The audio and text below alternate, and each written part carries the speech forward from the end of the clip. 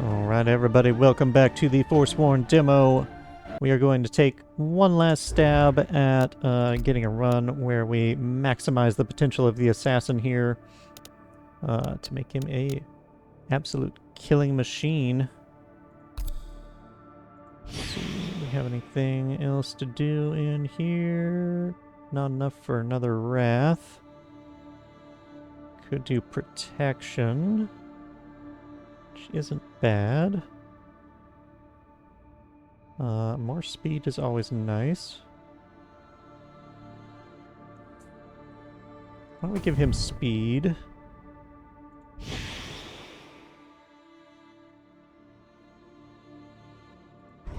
Alright, so we'll do assassin. We will do probably monk.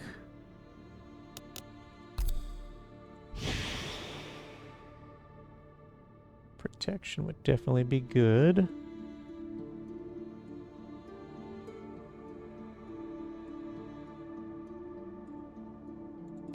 Yeah, give her protection and movement.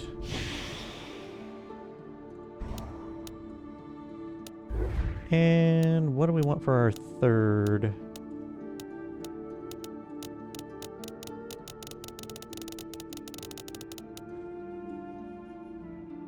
Let's go with Knight.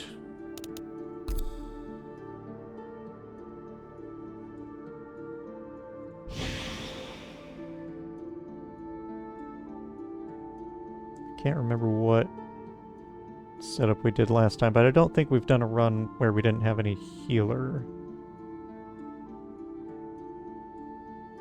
Like no paladin. Maybe we did Knight last time too, I'm not sure. Anyway. Protection makes sense for him. Wrath is always nice as well. Yeah, let's go protection. He is crazy good at shielding now.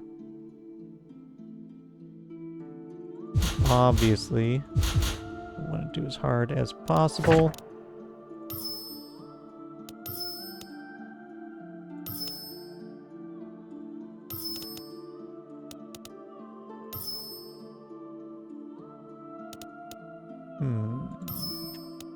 We'll do the healing.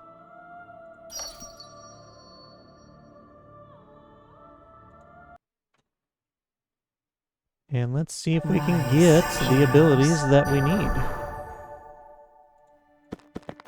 It's been a while since I played it last, so bear with me. May have forgotten some things. Learn a new ability. Disengage, Venom Strike, Crimson Blade.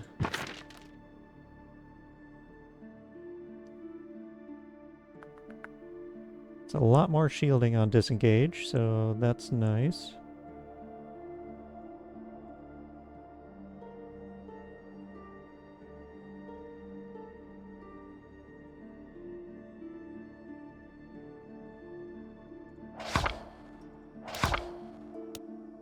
Venom Strike is good for applying poison.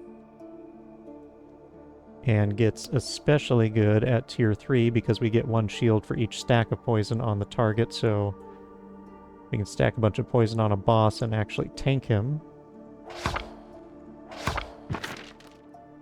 Crimson Blade, I believe I have not used yet. Just applies a bunch of effects to them.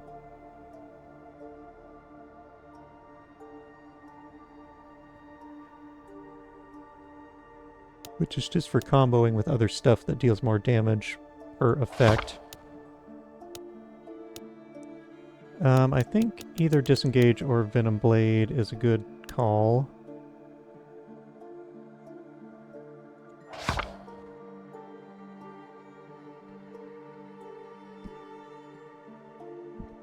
In my experience, we don't usually get the opportunity to stack a lot of poison on a boss before they're dead. So I think I'm going to go with Disengage.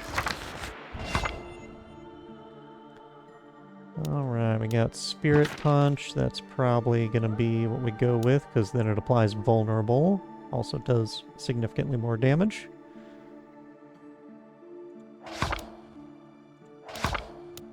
Turtle shell.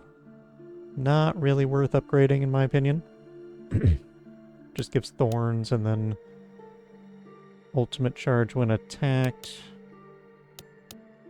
Well, it does get 14 shield here, so that's something, but not really worth the investment. Upgrading double kick is not bad.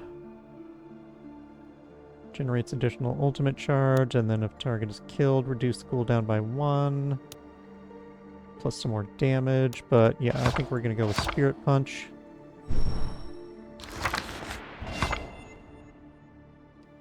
And what we got here? We got Team Shield. Not bad. Nice to have. Lacerate Tier 2. Significantly more damage and bleed. If it gets to Tier 4, it's quite good, because it can be free.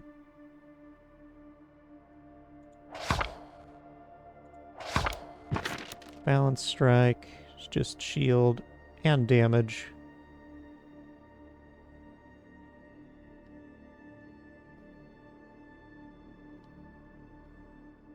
Which, considering how much bonus to shield he gets, that would be a lot of shielding.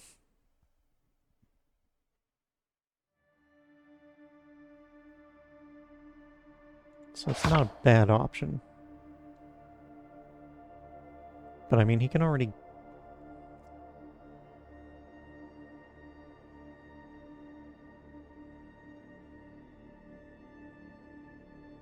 Yeah... It's literally just like a combination of strike and guard.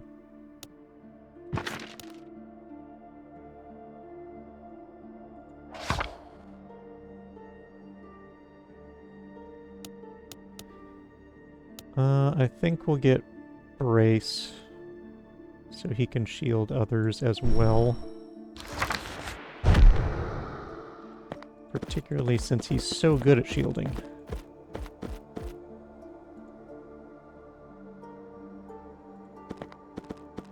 You first.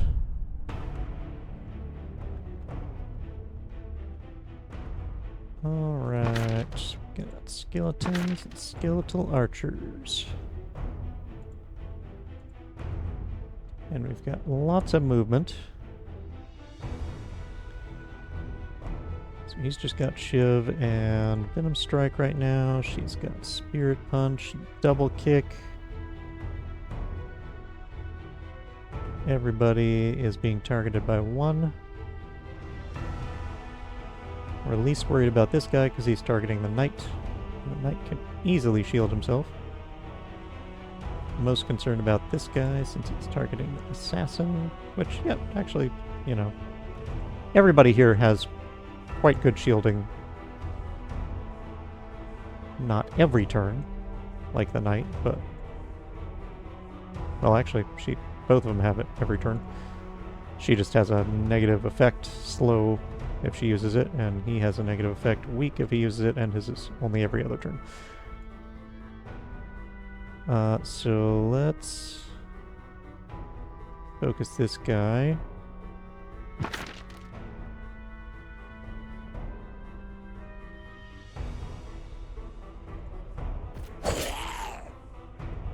And we should mark him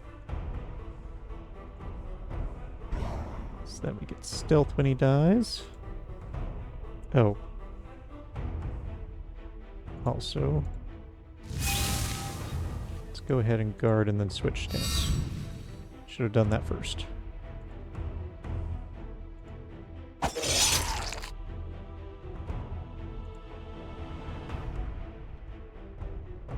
Also should have Spirit Punched him first.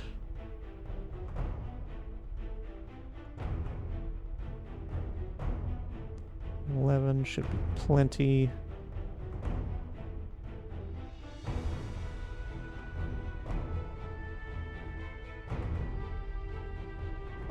Yeah, we're definitely gonna kill, so may as well throw the shield on him.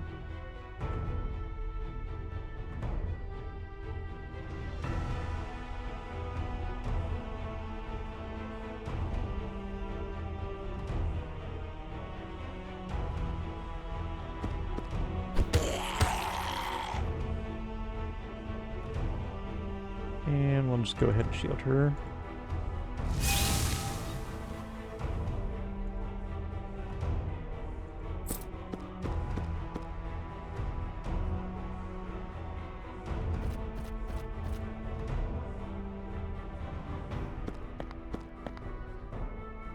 I didn't even use him, did I?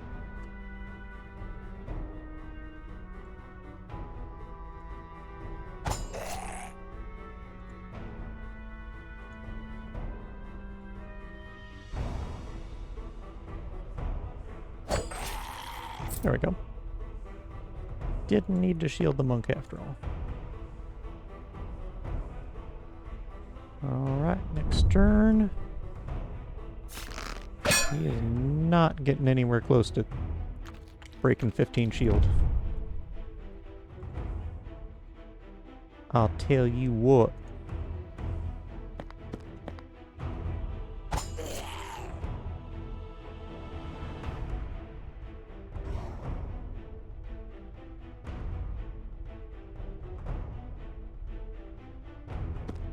And that'll do it.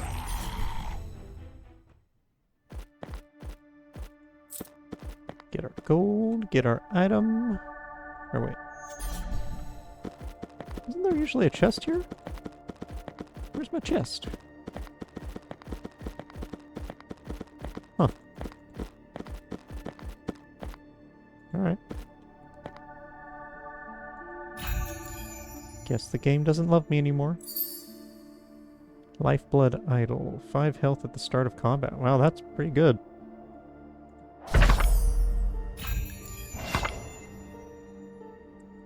Alright. Just more upgrades, unfortunately. 1 stack of evasion.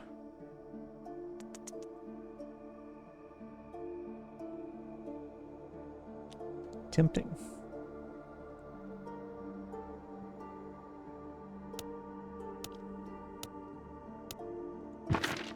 Shiv can apply poison starting at tier 3.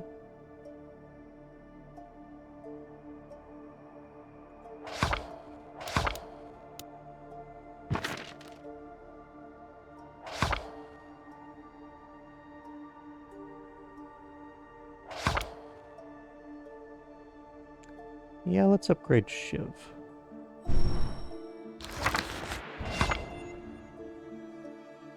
Oh, baby, we got Windwalker again.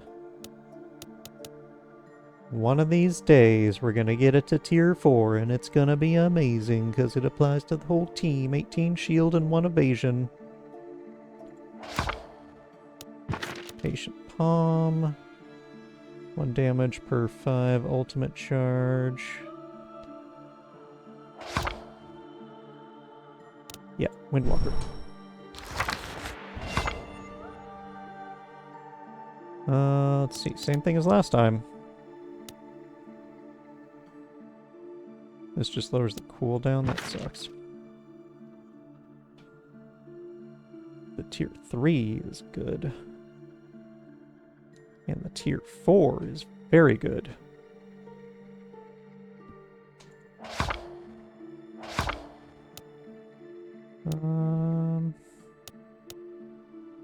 Yeah, let's see if we can get it to tier 4.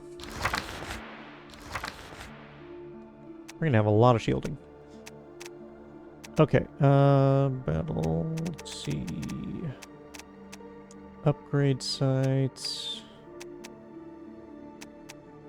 Could hit 2 upgrade sites if we go like that. Could hit a lot of elite battles if we go down the bottom.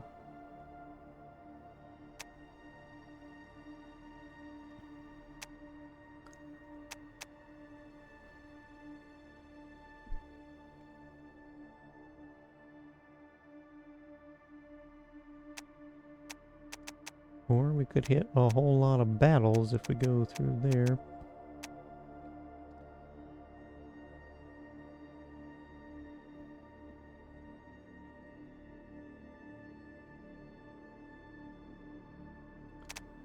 So this would be 2 upgrades, 3 battles, 5 battles. Or 4 battles in an elite battle. Or 6 battles if we go up this way.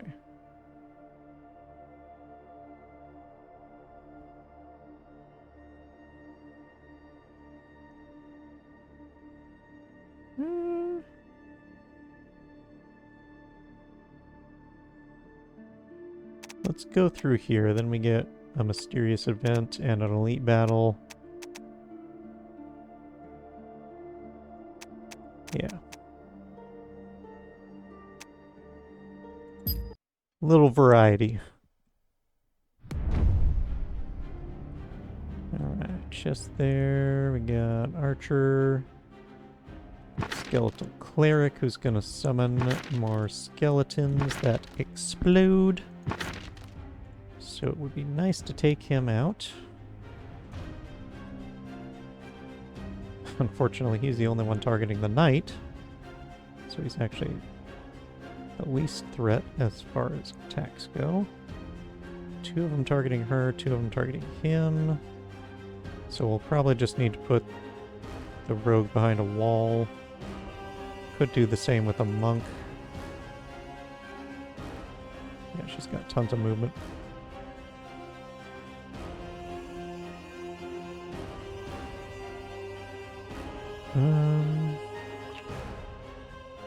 But I'm not going to be able to kill the cleric unless we put 2 of them on her. Or on him.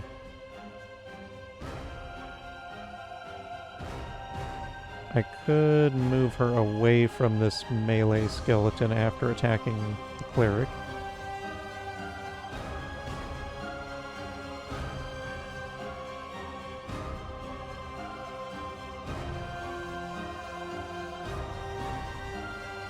Well, may as well put this on him, since the knight won't be attacked at all if we kill the cleric.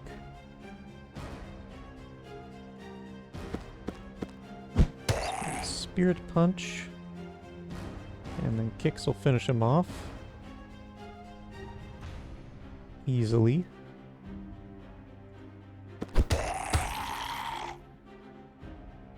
And then she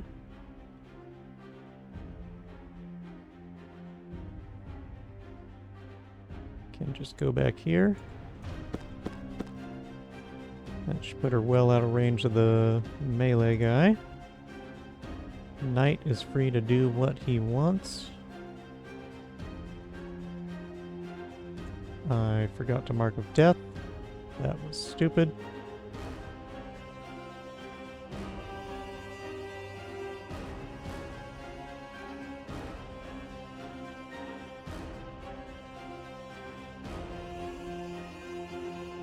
I think we'll want to put the rogue back here, and the knight can block the doorway for him.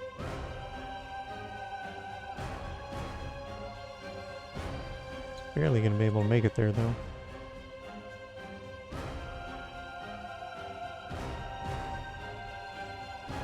Oh! I forgot I used all her action points, so she's gonna get shot if we don't kill that archer. That's a bit of a sticking point.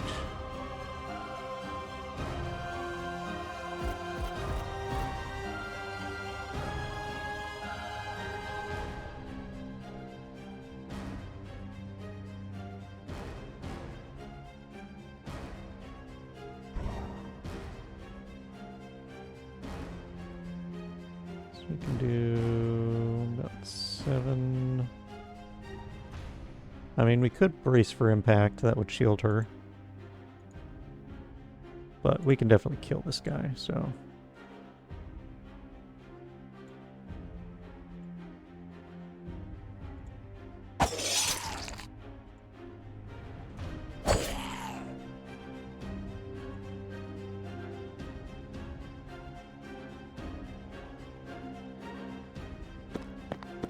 Why don't we just do that?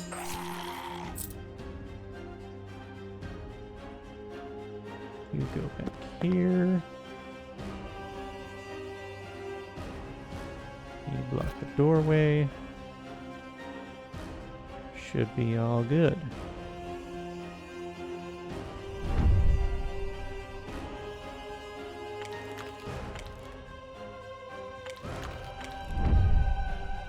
movement.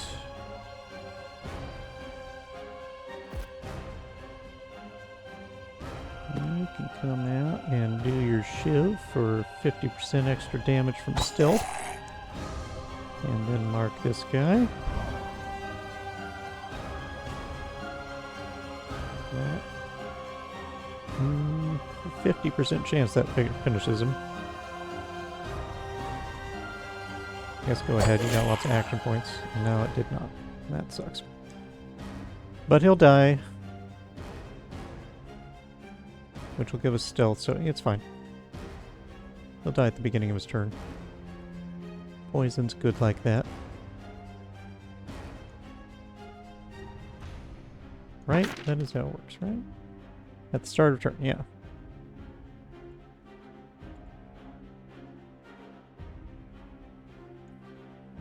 So... let's try and make sure we get this guy down.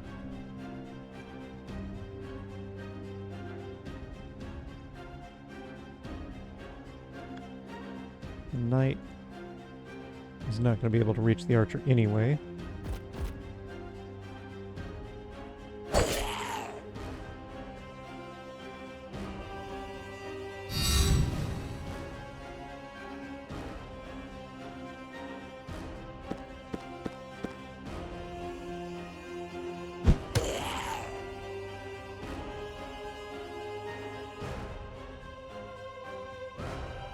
Finish him with Key Blast.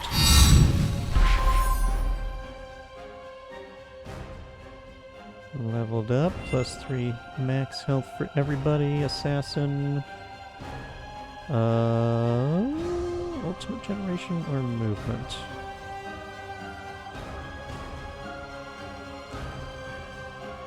Movement is probably the higher value, but we already have quite a lot of movement. So maybe ultimate generation would be better. Even though it's only like 1.5 more per action.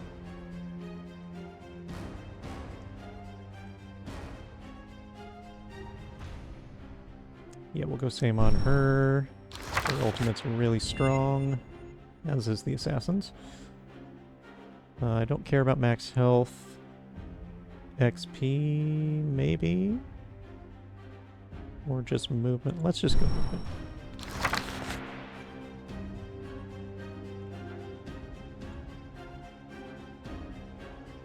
Melee and movement are a good pair.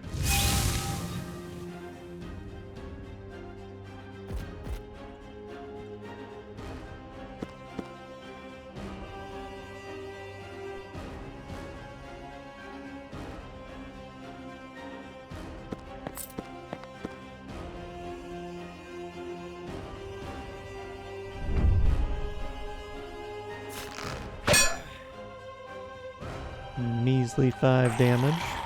Easily blocked by a shield. He dies of poison. That gives the assassin stealth.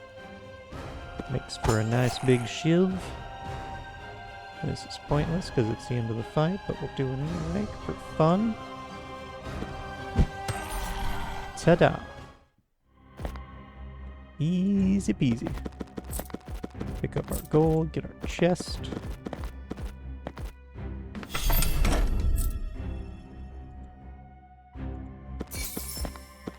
The Befouler's Band. Alright, let's try and remember to don our equipment after picking our abilities. Something I always struggle with, as you can tell, since I forgot it last time. Start of each turn, flip a coin. Nah, I don't do RNG.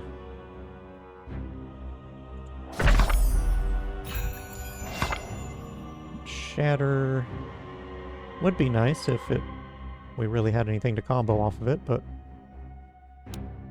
Vanish just gives us stealth.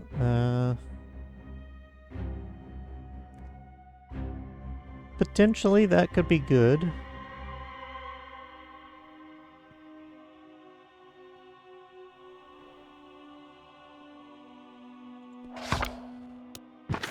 Oat poison. Again, that's something that's good for bosses, but so far I haven't really found it very useful.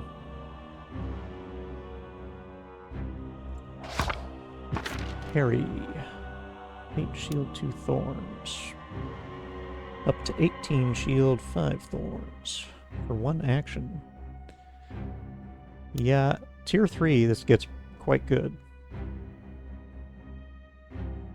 But man, I'm not looking for shield. I'm looking for adrenaline and all the other stuff that lets me kill and get AP back and reduce my cooldowns and all that.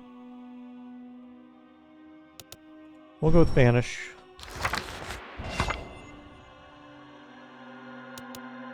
Boy, they really like to give us the same stuff, huh?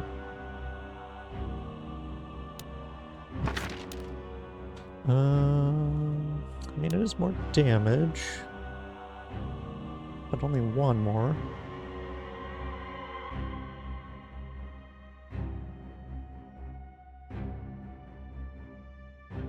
But the next upgrade's quite good. That's a lot more damage and another vulnerable. And 5 more charge as well. Yeah. Let's see if we can get that to tier 4. Battle meditation.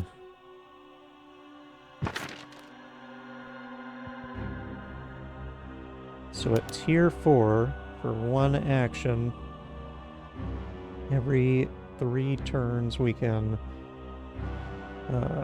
reduce all active cooldowns by 2 and gain 2 AP regen for the next 2 turns, so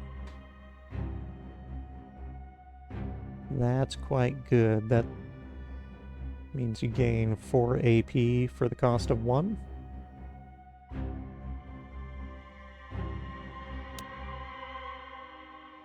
But, tier 1, not so good. Gain 1 AP for the cost of 1. But it does reduce your cooldowns, so it has some benefit.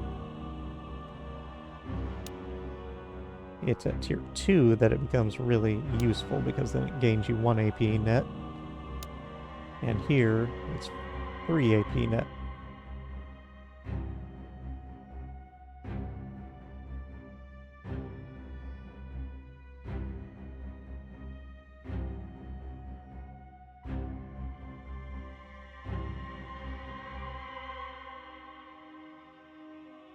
Wait, what?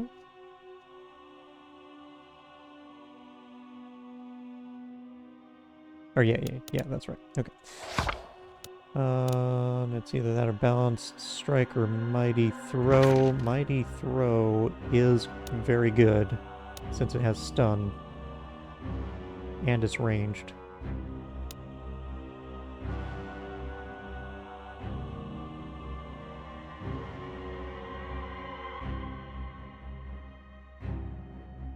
Tier 3, it goes down to 1 action.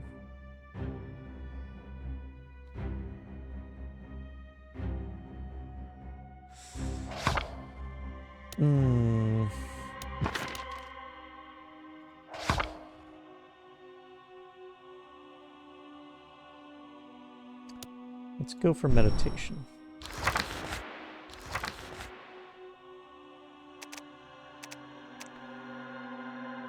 Alright, we want to do one of these.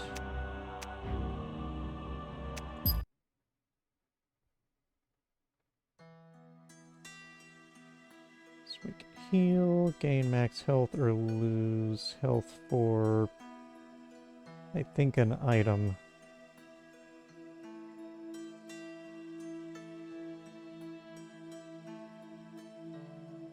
Well, I definitely don't care about either of these, so I guess we'll do that.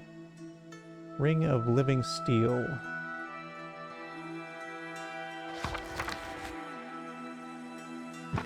Be surprised if it's worth it. At the start of turn, retain 50% of your remaining shield instead of losing it all. Ooh.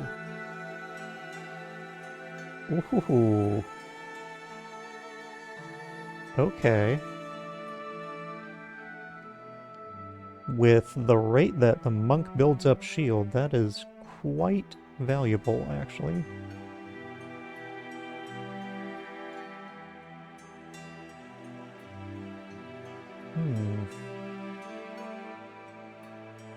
We might put that on the assassin for now, because he's the worst at shielding himself.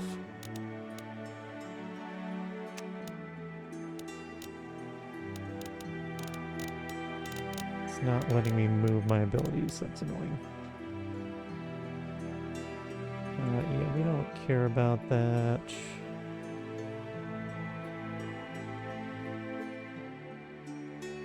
Damaging inflicts 2 bleed, but drains 5 ultimate charge from the wielder.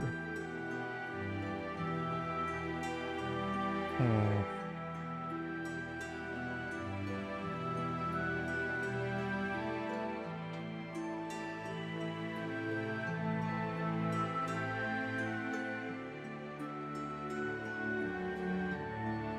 Yeah, I'm not crazy about that.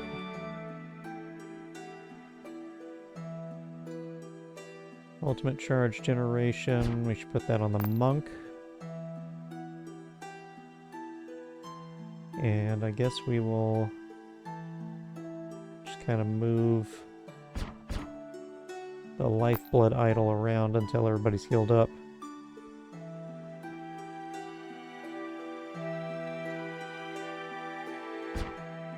Monk has the most hits, so we'll put Shatter on hit on her.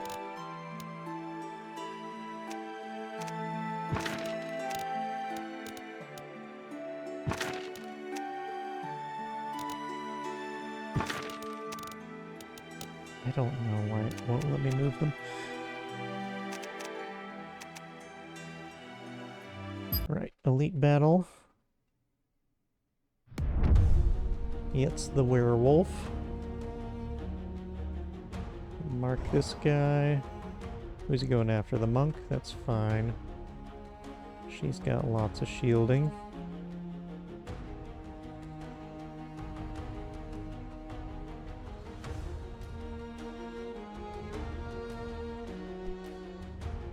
She can also just run away.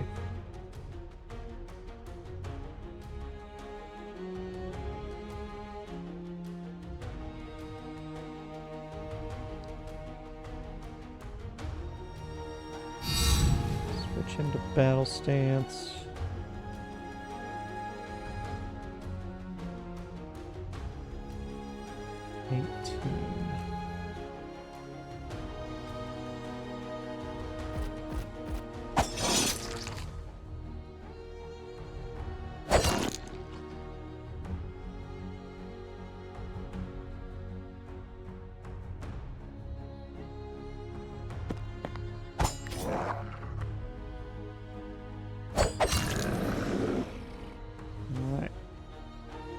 Took everything that we got done.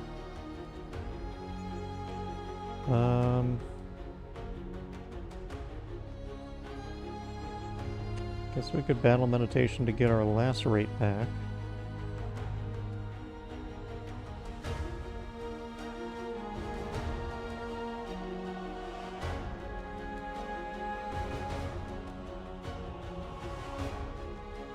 Sure.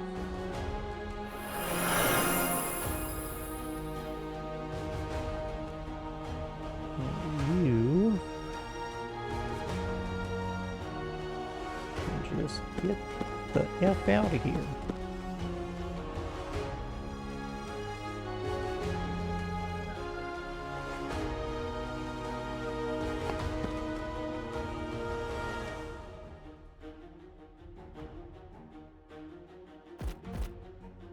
Just make his path a little longer to get to her.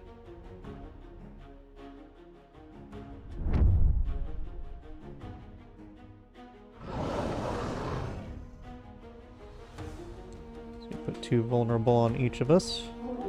Make us take 2 more damage on when we're hit. So he's going after the assassin, this guy's going after the knight, and... Or no, big guy's going after the assassin, this guy's going after the monk.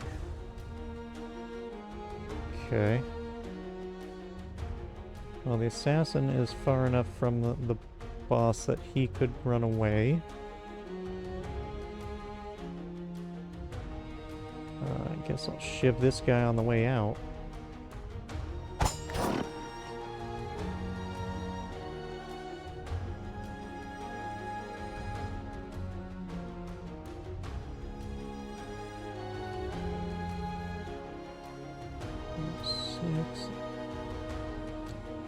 We can almost certainly kill him with the knight. Yeah, and still shield. Okay.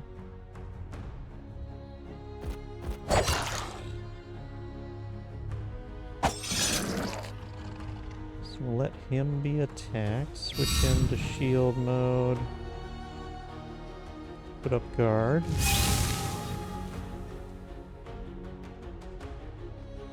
Monk can just deal some damage to the boss.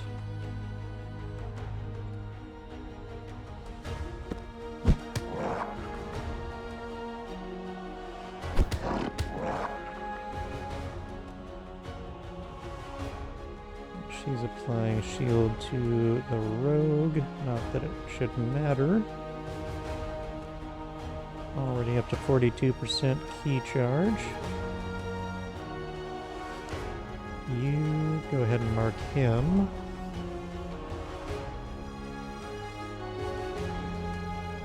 And just run away. Put the knight in the path here.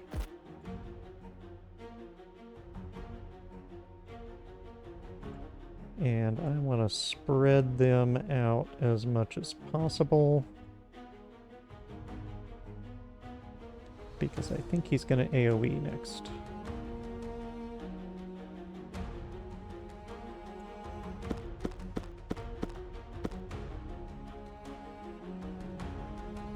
Alright, everybody good? Everybody happy? Everybody having a good time?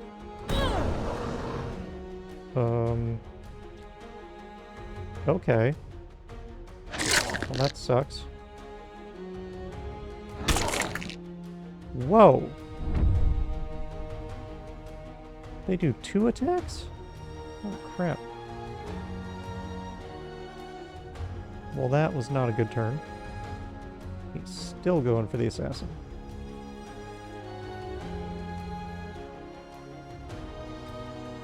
Okay, when you come over here and let's take this guy down, you keep shielding the assassin with damage.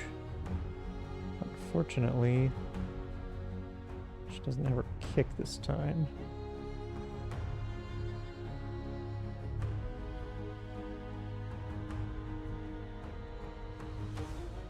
So we're definitely going to need to use disengage on him.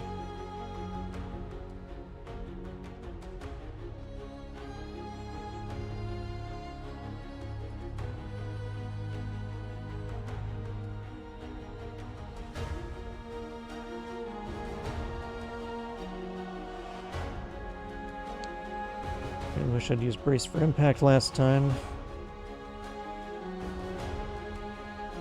That would have solved all the problems.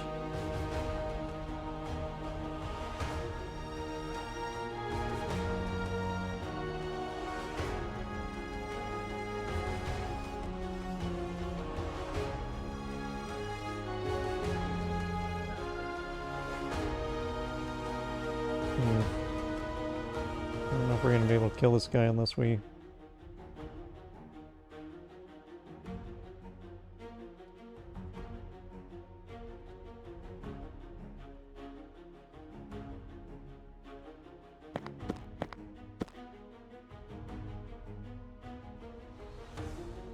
Unless we use our Key Blast.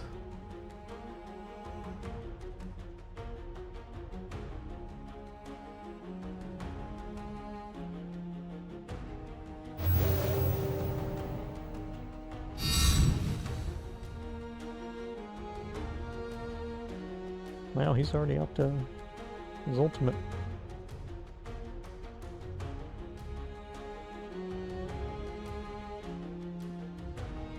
10 damage is enough.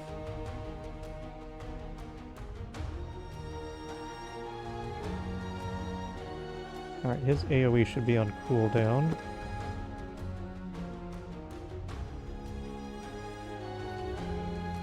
So if we just get over here...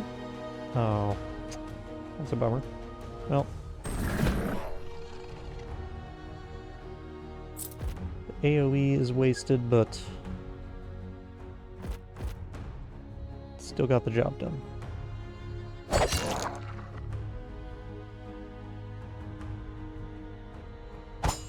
Shiv him. Make use of your stealth.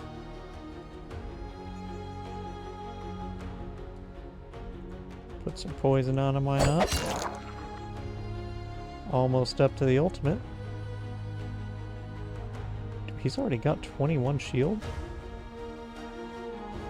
Good gravy. That might be enough.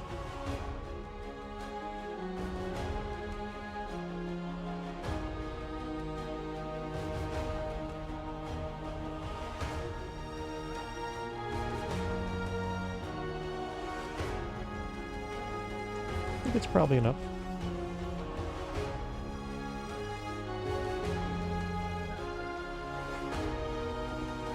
She has so many action points. Except she didn't do anything on the first turn. Yep. It was one more than enough.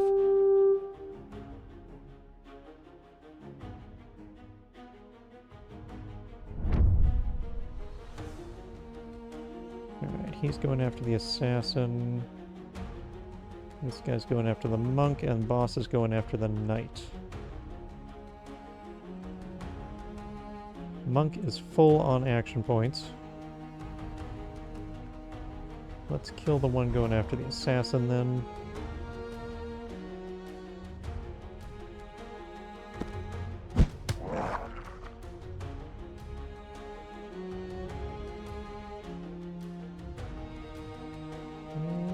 Let's see if we get lucky. We did not. At all. Well. May as well key blast somebody. Oh, also I should have switched this to him. Whoops.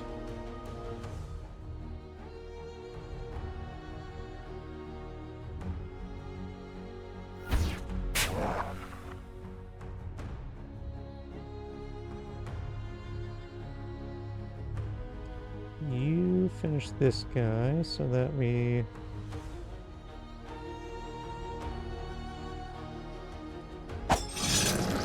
stealth on him, then he can shiv this one.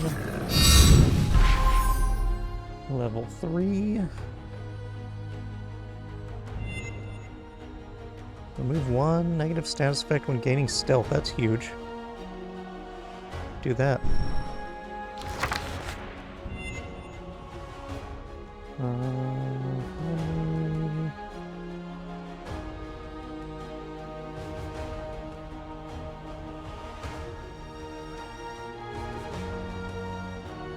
If this is like every time she applies shield, then that's very good.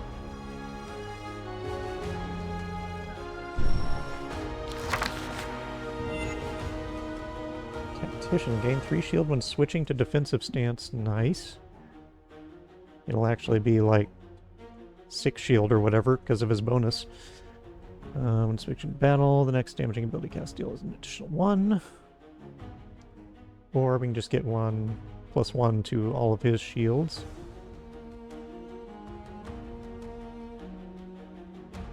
We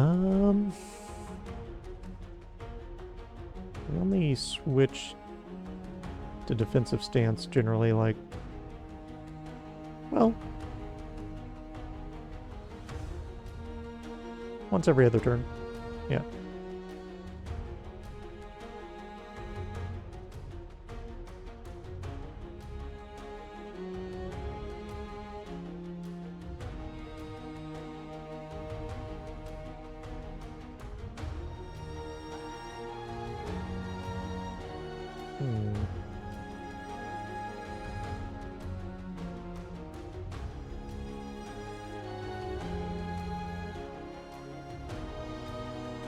We'll try. It'll be useful if he needs to attack somebody who, like, deals damage back, because then he can switch his stance and... Actually, no. So you would want to be an aggressive stance. Whatever. I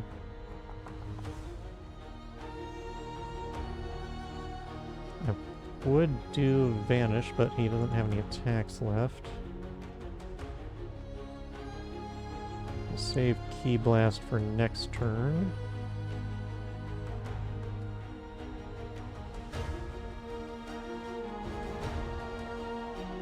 Shorten the cooldown on Lacerate with Battle Meditation.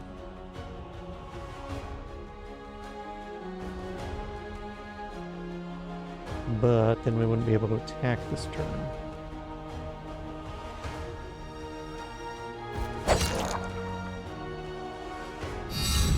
Defensive, put your shield up.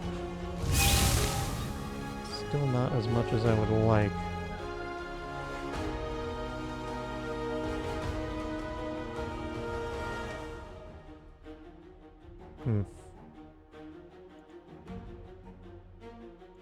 Just to give him a little more shield, I'm going to go ahead and Ki Blast this turn. The vulnerable will last until next turn anyway.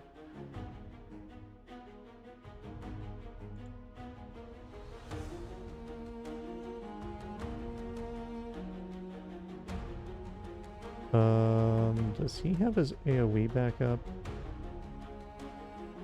He very well might.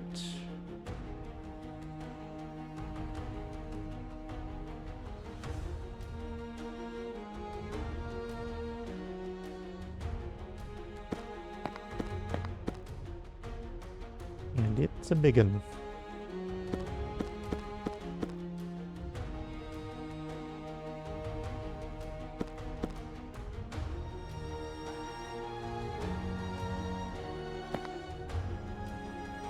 Alright, let's see if that's good enough. Chopped for 13, and that's it. Alright.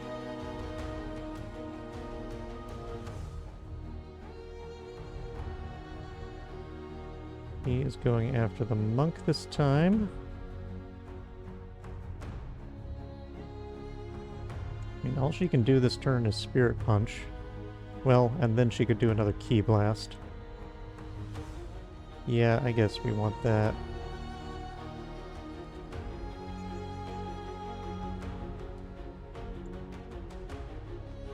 I think we'll go ahead and brace for impact in anticipation of an AoE this time.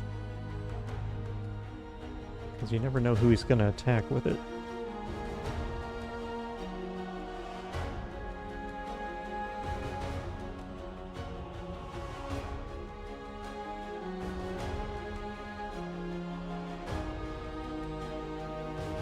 So I guess post this on the assassin.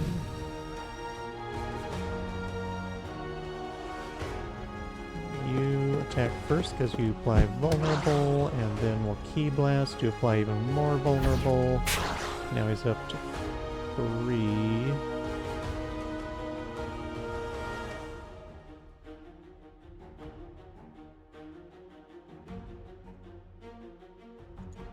Oh, shield first, and then...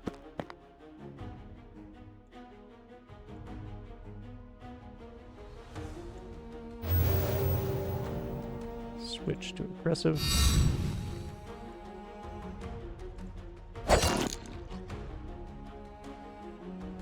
Ooh. Sure, why not?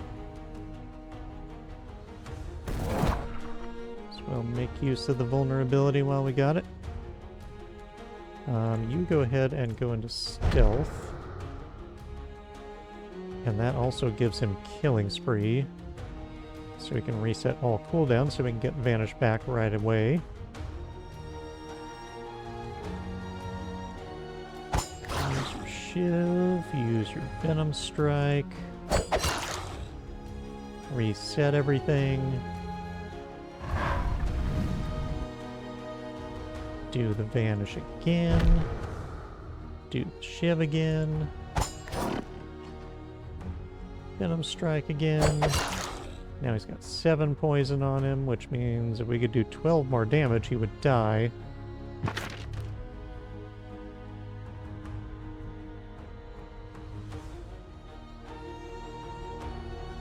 Unfortunately, we cannot.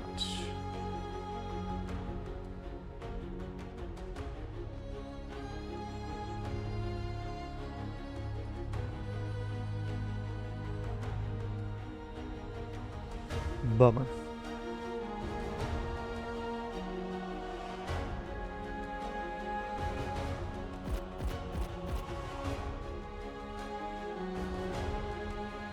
Go ahead and shield yourself.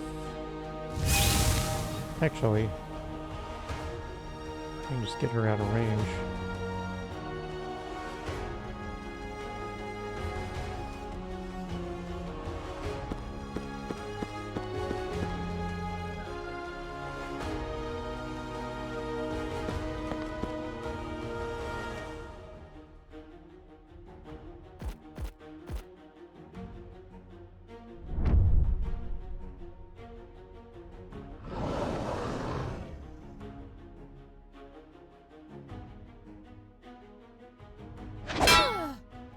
Good luck, bro.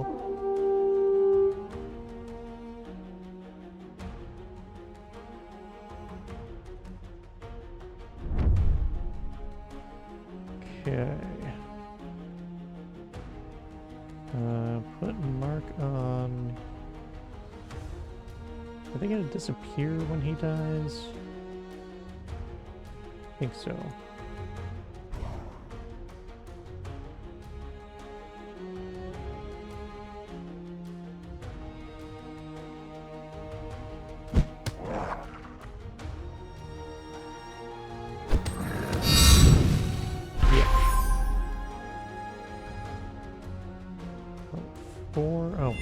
I guess they didn't. 1 thorns, 4% XP, 25% ultimate generation. Yes, please.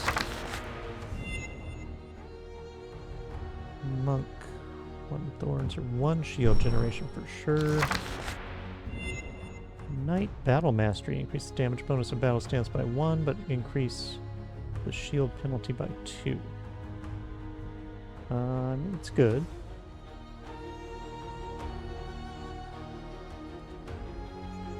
Yeah. We'll turn down 1 more damage. Do still need to kill these guys, so...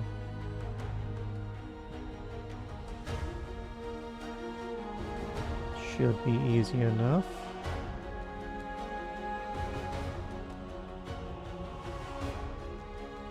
Key blast him.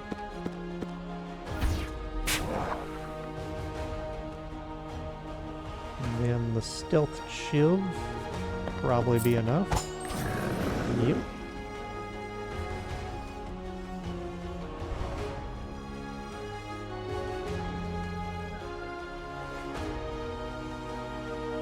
I should have been shielding the knight with her,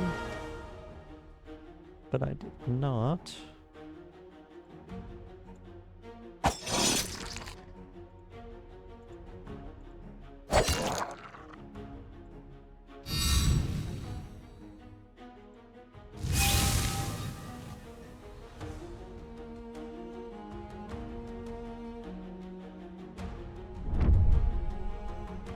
That will be a wrap. Oh, I forgot these guys attack twice. Dang it! Why am I so dumb?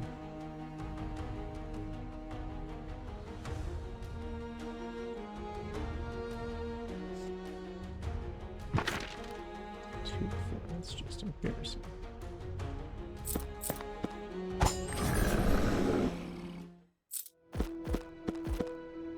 I could absolutely have gotten out of range of him. I did not need to take that damage.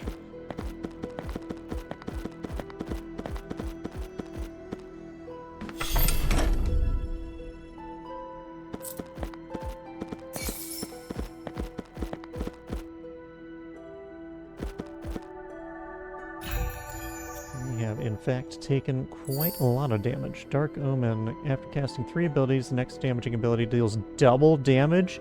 Oh my god. Enchanted figurine. Whenever you inflict a stackable negative effect, apply one more stack. Ooh. Wow. Real good stuff for the assassin here. Okay, speaking of, we got blinding powder, which is a guaranteed blind AoE. An AoE blind, I mean. Blind being 50% chance for the target to miss, which is really good against bosses in particular, but it being RNG means I'd have to plan for it to fail anyway. So is it really helping? Now applying 3 vulnerable would be real good. Gain stealth if the assassin is inside. Yeah, tier 3 blinding powder for sure I would like.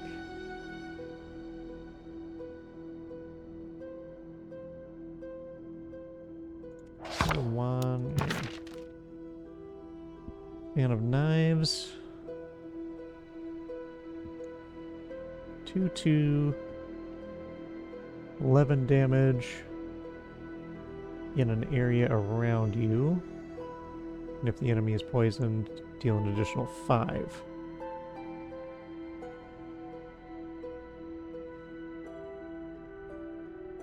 Hmm.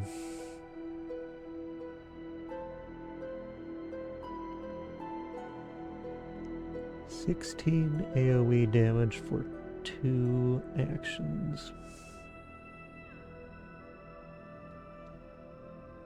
It's okay. It's not great.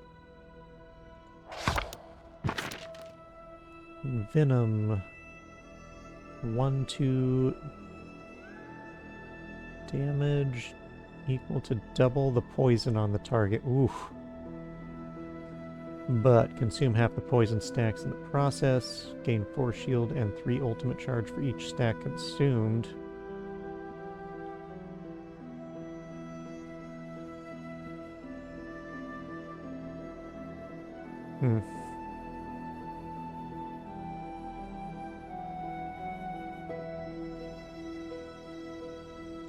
See, the thing is, if you get that in combination with the one that doubles the poison on the target, then you can just keep alternating between those two, and you maintain the amount of poison while dealing that much each turn. Twice, because of the poison damage itself.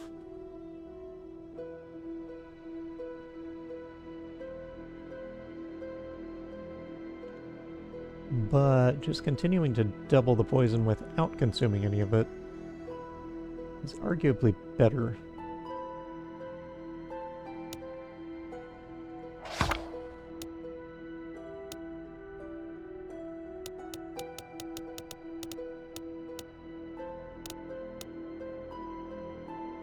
I don't know. I don't love any of these. I think I might go with blinding powder, actually.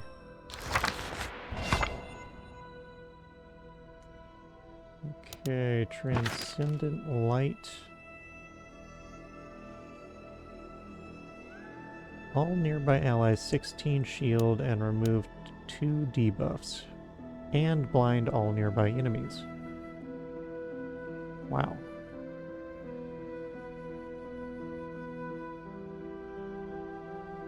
That's pretty strong.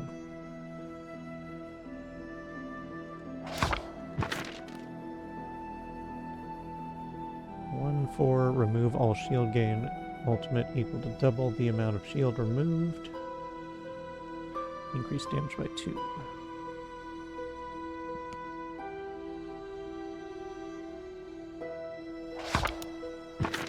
Transcendence. 2/4, deal double damage until end of turn, lose 1 AP regen next turn. That's pretty crazy.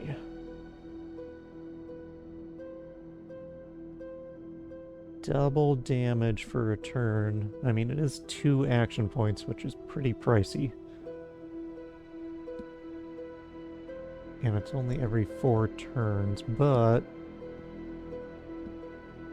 Monk has been having an excess of action points.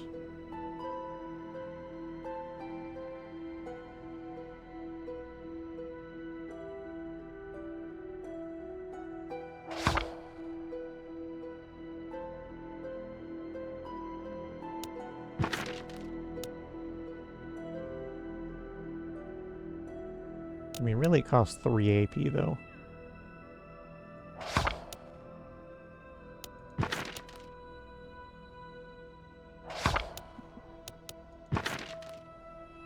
I think I would do Transcendent Light.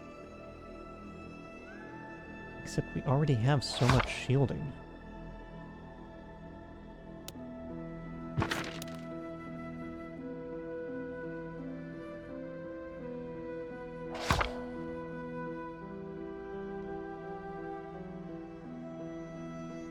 And this is so bad at the start.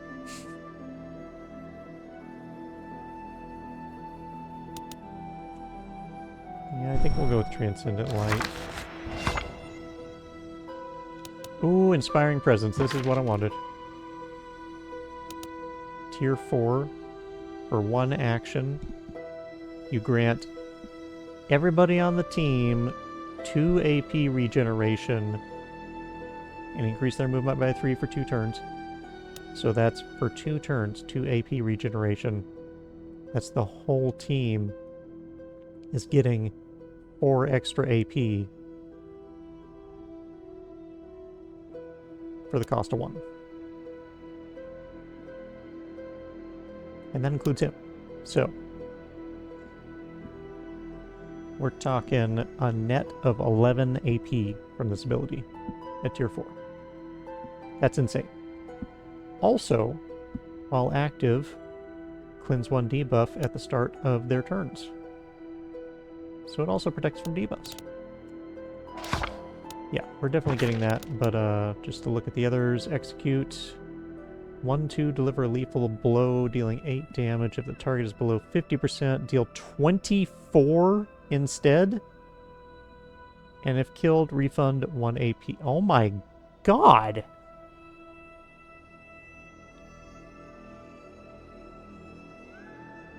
That's insane, dude.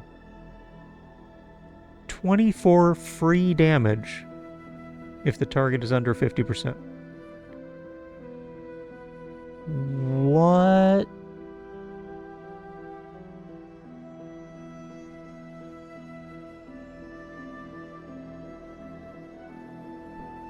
That one's wild. Also, first aid 2/2, remove negative status effects. Heal 5 and gain 10 shield for each effect removed. I mean, it's definitely one of these two. I feel like we gotta go with Inspiring Presence, though.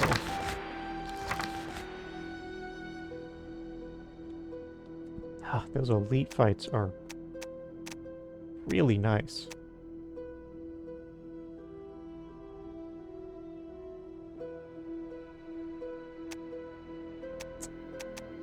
I would like to hit the other ones, but that would mean losing an upgrade site and going through an extra merchant.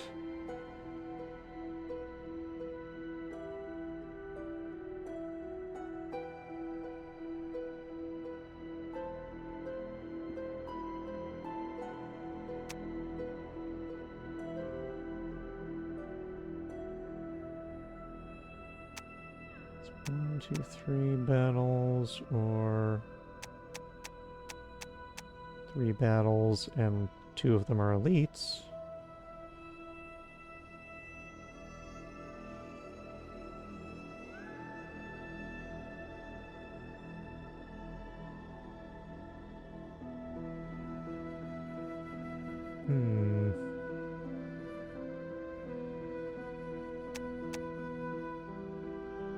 Screw it. Let's do it. What do you got? What do you got? Also, what do we not need? I don't think we need this. Definitely don't need that. Don't need that.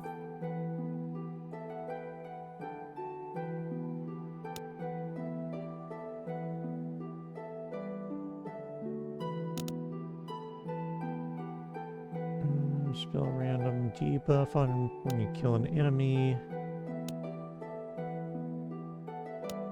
Killing an enemy replenishes all movement is pretty good. But I think we've got enough movement, we don't need to worry about it. Negate the first debuff per encounter. Increase damage dealt by 2 to burned enemies. We don't have anything that inflicts burn, unfortunately. After casting ultimate, gain 1 thorns for every 10 ultimate spent. I don't really care about thorns. +1 AP regen? Yeah. +1 damage. Also good. 2 shield gen. All shield applied to the wearer is instead split equally among all party members.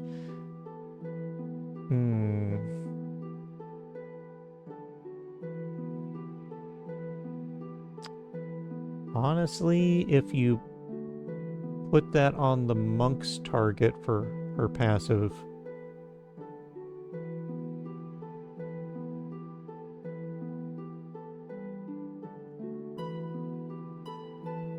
you could shield the whole team with her passive.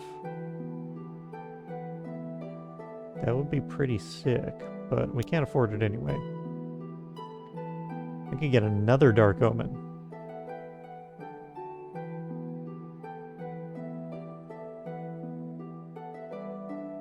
I mean, I'm not opposed. Or we could do rare ability.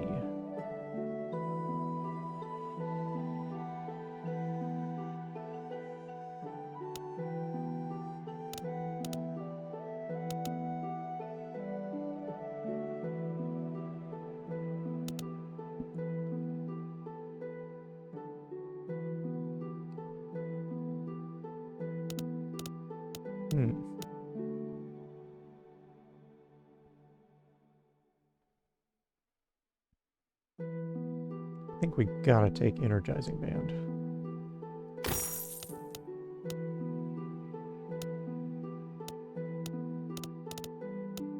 And we do an assassin ability. Sure, let's see what we get. Coat Poison Vanish Parry. Not great.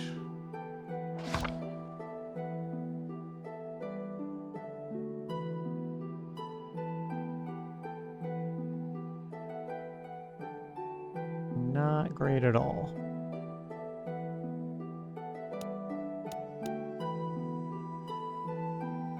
Guess we'll take Parry.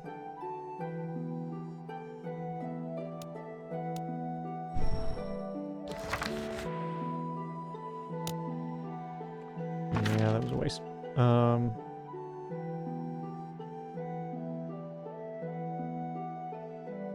We definitely want this on the monk, so that she applies twice as much vulnerable.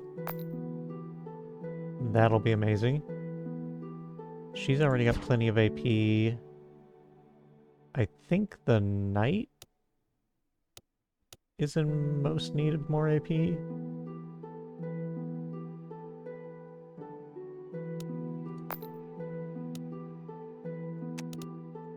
Still can't move these.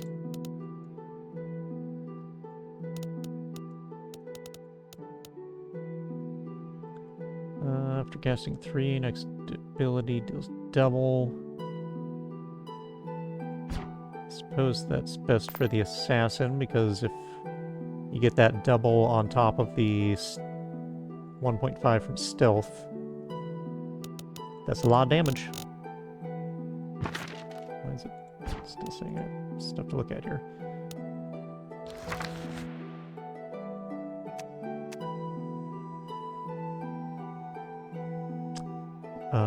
Let's move the healing thing to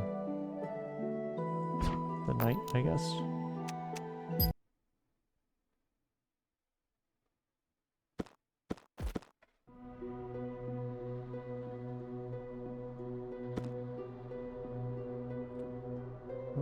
Okay.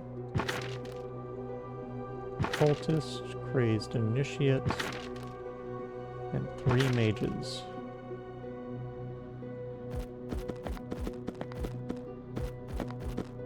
Got a chest here.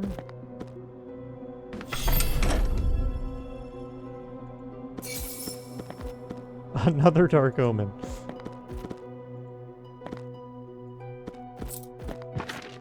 And we can use it. Oh, no, we can't. Not until the end of combat. Oh, there's another group. Interesting. I've never seen this before.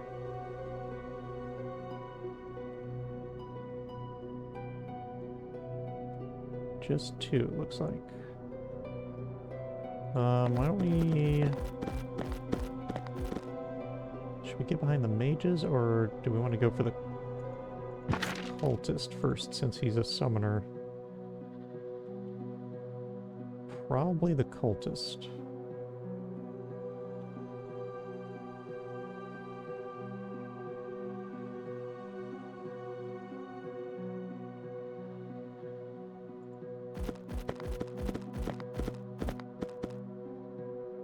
That also puts us pretty far away from the melee guy, which I guess is good. Okay, well, let's definitely do Inspiring Presence at the start.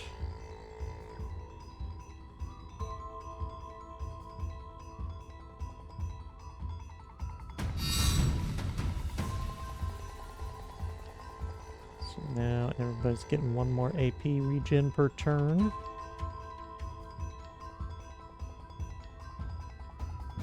It doesn't get him any more AP on the whole, but it'll give each of these guys 2 more over the next 2 turns. We can also reduce the cooldown by 1 with this, but that's not very helpful. Okay, who are they attacking? 2 mages are on the assassin. 1 is on the knight, and these 2 guys are both on her. I think we better brace.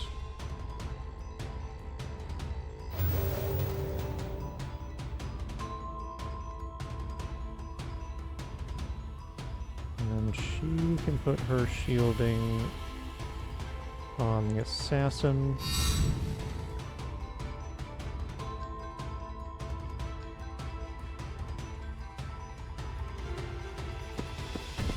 Spear punch on him.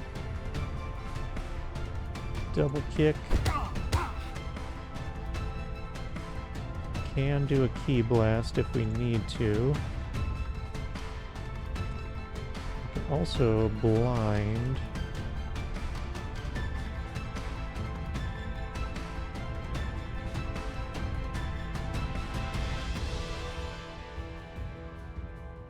Okay, so he's plenty shielded. She's the only one. She should be fine. I mean, I could still, like, run her out of range of the melee guy, even.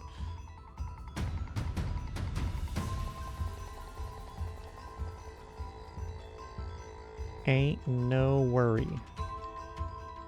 9 to 11, so that'll definitely kill him. Go ahead and mark him first.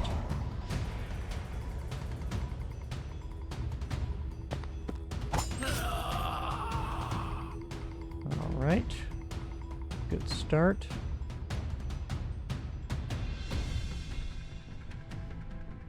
Guess just put him up here. Probably don't want to waste the stealth on a Venom Strike. Oh, also, if he uses one more ability before attacking, but that would break his stealth. Dang.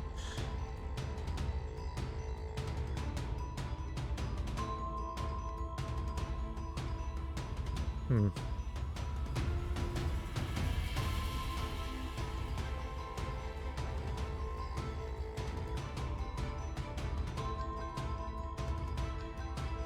Well...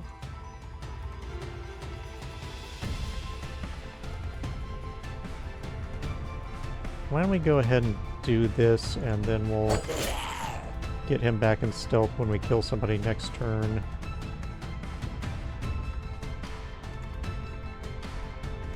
I don't know if these guys have any AoE attacks.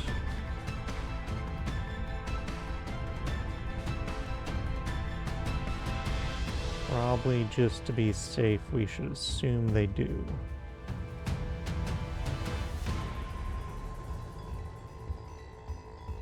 $13 shield should be fine to tank this guy.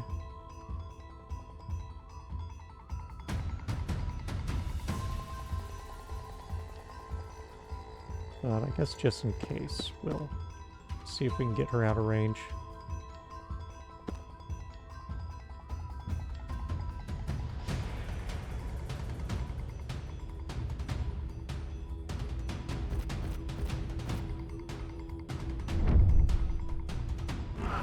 Wait. Oh, yeah. Right. So he hurt himself for 2 so that he could put...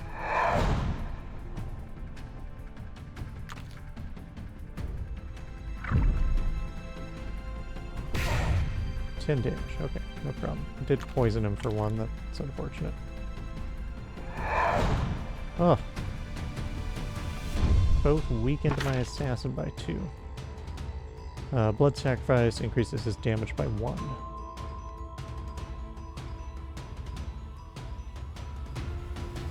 Alright, so we want to kill somebody to get stealth on the assassin, which will take his minimum damage up to 15. Oh, the next attack deals double, so... he could do up to 30, so he could one-shot one of these full health mages. If we get him stealth. Wait, does this count as an ability? That would suck.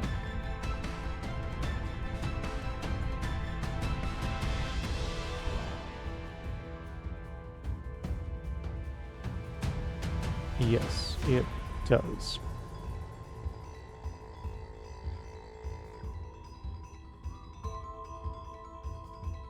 But...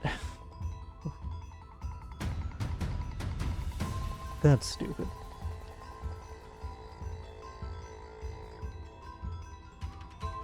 It looks like it's reset. And now I need to cast 3 more abilities again. It says the next damaging ability deals double damage, so... you would think it would stick around until you do an attack. Doesn't appear so.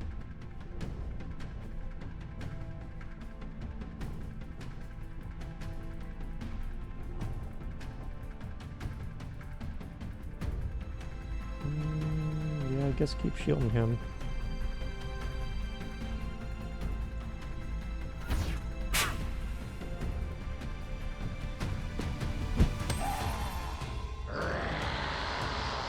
What? He turned into a ghoul. Awesome.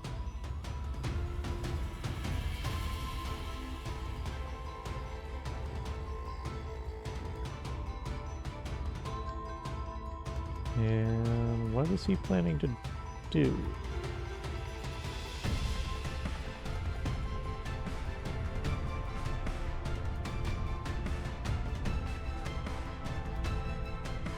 Why is it 16, 13?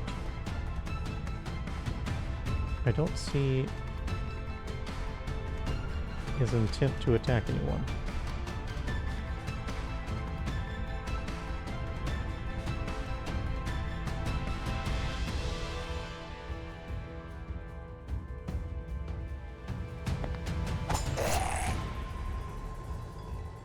Alright, we need to use 2 more abilities and then Shiv.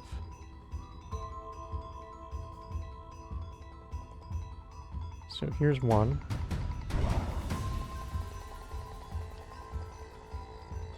And here's 2.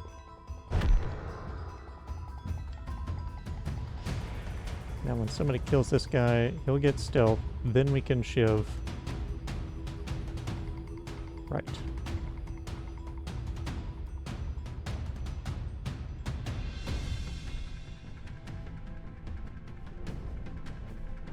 Go ahead and guard yourself. Switch to aggressive.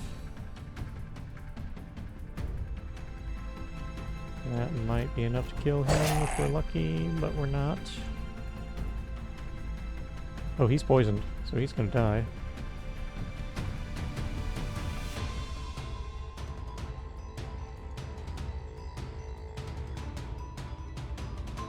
He gon' die.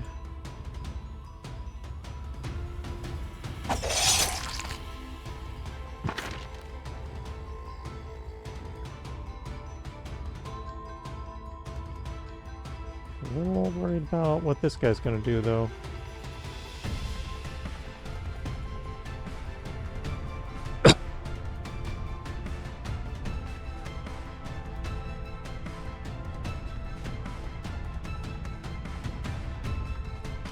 Yeah, maybe just in case.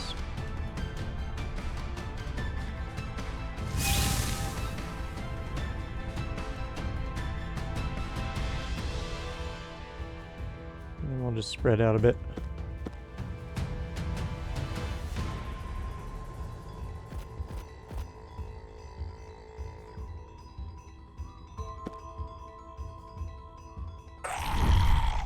Alright, so that gets him stealth. He's ready to Shiv for massive damage. One-shot this guy.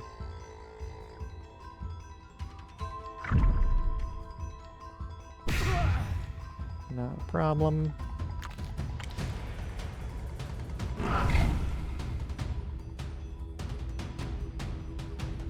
Yep, he did attack, even though it didn't show he would. Dealing direct damage heals for 4. Alright, he's shielded, so the bleed... bypasses shield.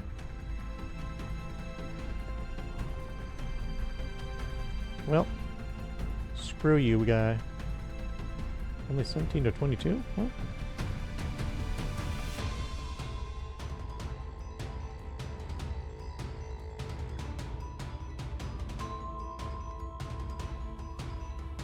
Hmm.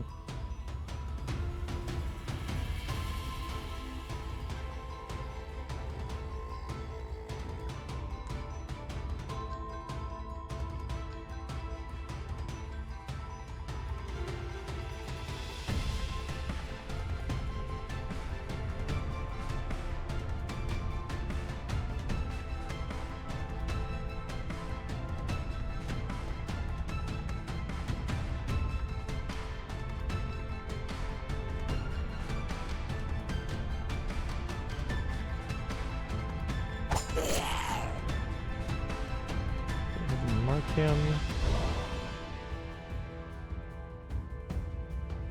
We need 9 more.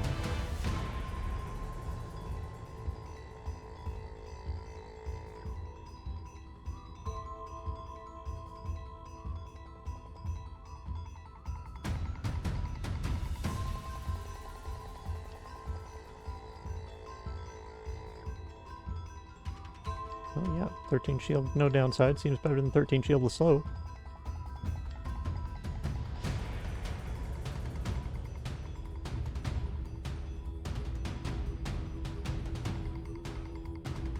So I guess...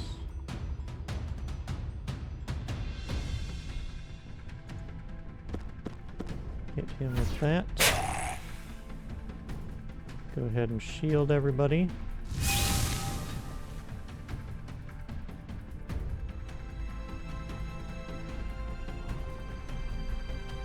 Do the double kick. Oh, I should have done Spirit Punch first, but... just Spirit Punch up.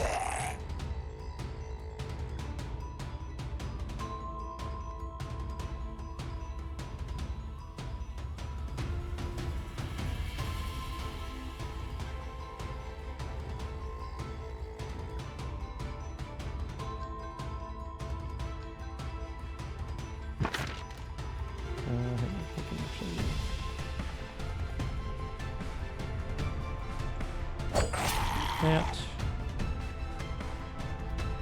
He's already got his killing spree up as well.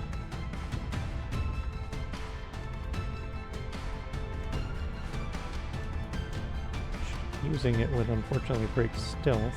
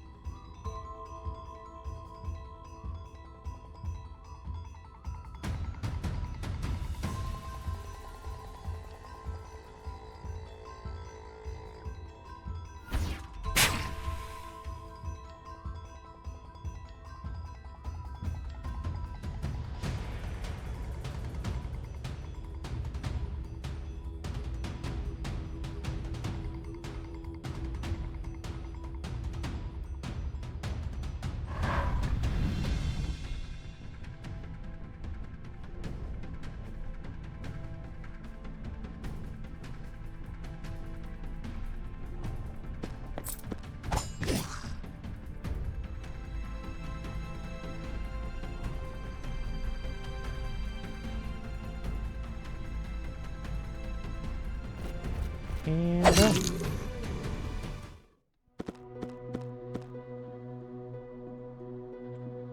now I'm assuming that everything resets before we get into this next fight.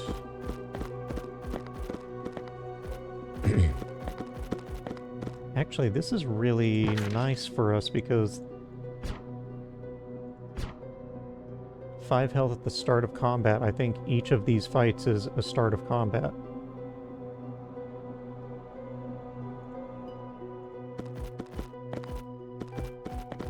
Let's try and get in on the cultist again.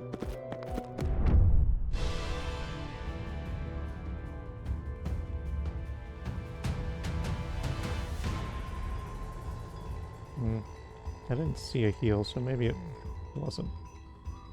Maybe it doesn't work that way after all. Get our AP going. And he... Oh, it did not reset. Well, crap. I regret using the killing spree then. And the Chi Blast. Huh.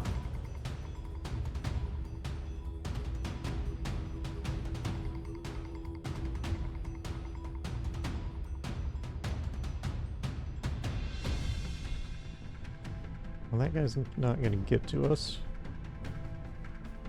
And we now know we want to leave them till last because killing them just makes another guy that's even stronger.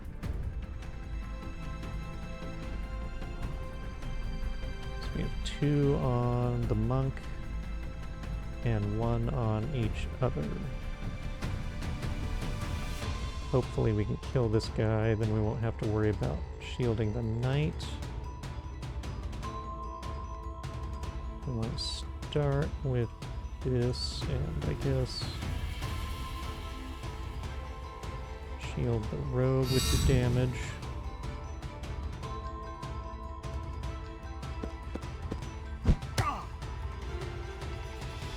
Okay, we can get a Ki Blast.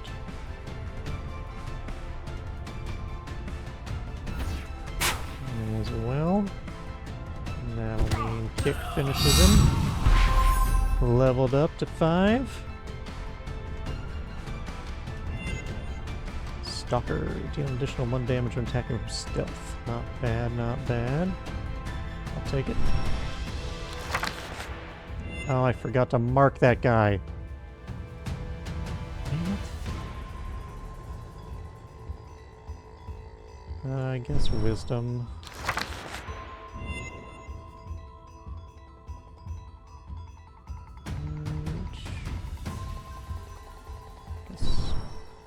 Nope. Not loving those choices. Get the knight over here.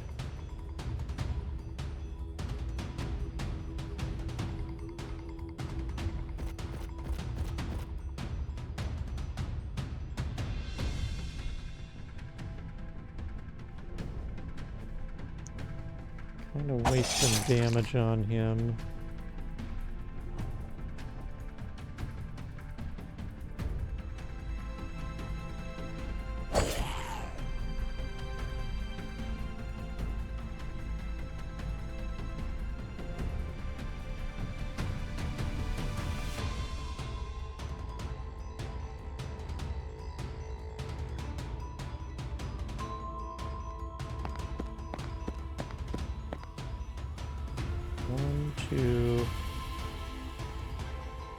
Ideally, we would do something else. Like a blinding powder, I suppose.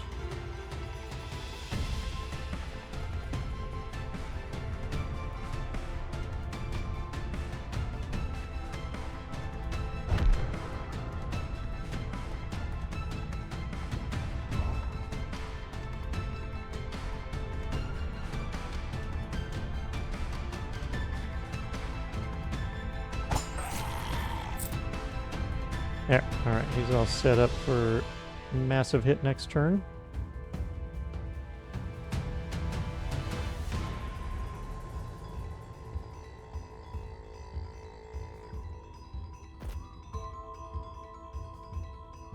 Let's just try and get her away from this guy. Oh crap, I forgot. Nah, he's shielded anyway, it's fine.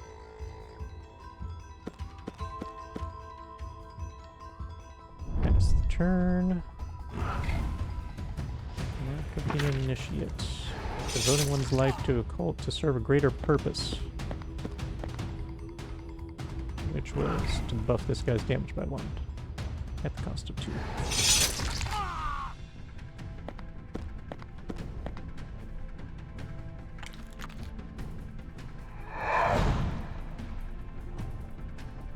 Okay.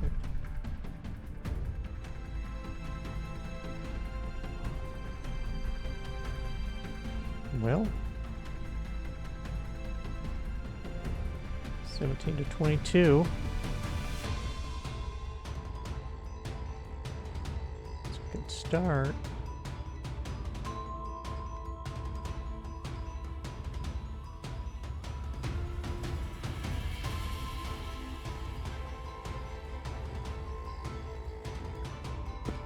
Let's do one key blast on him. That should mean that this finishes him. Put mark on this guy.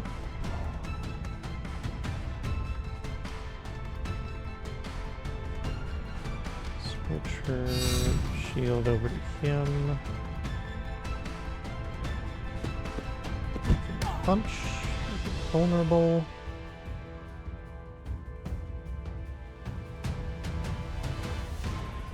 That might kill him. Well, it'll definitely kill him with poison.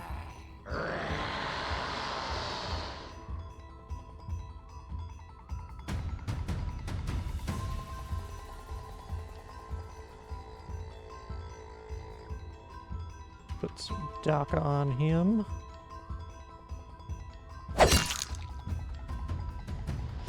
Let's do battle meditation.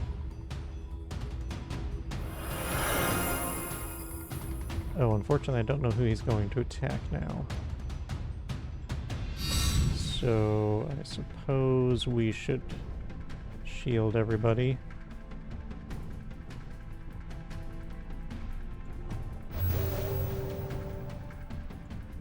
And is there any chance this will reach? No. But we've got 20 shield on, so...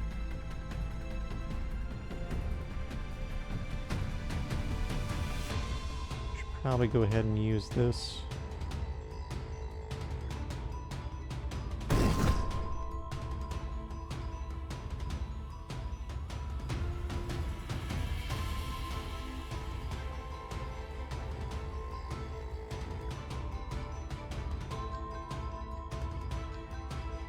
Yeah, go ahead.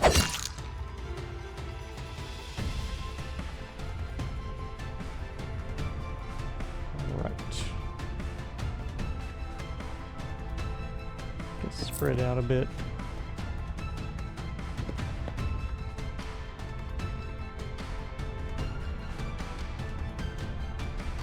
He is currently in stealth, okay.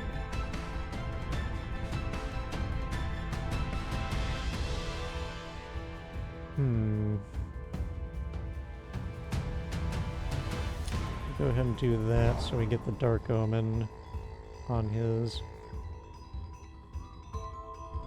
next shiv.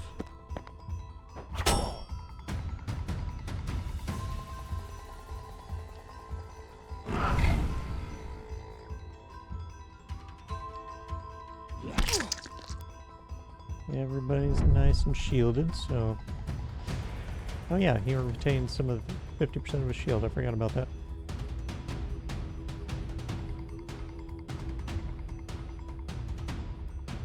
Bring her in.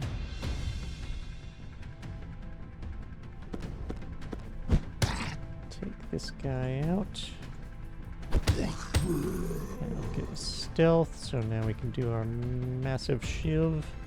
Actually, we can kill that guy and transform him. I prefer to use the shiv on... 17 isn't that much wasted damage. Go ahead.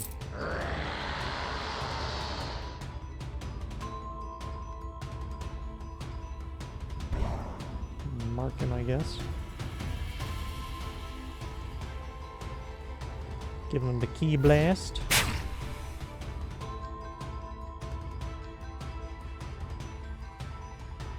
Everybody but her has shield now.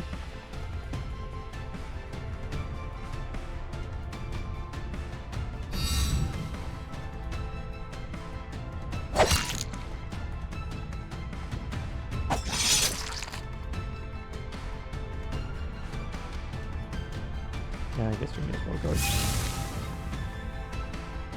Not like we need to save our action for anything. May as well blind too. Hey!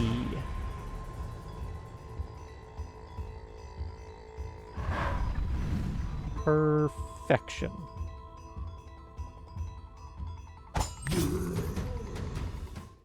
Alright, we're getting somewhere with the assassin, even though we have not gotten the abilities that I wanted, which is Adrenaline Rush to give us massive AP and Premeditation to give us cooldown. Oh my god, there's another fight. No way, this place is huge. I guess this was an elite battle, wasn't it? Nice place you got here.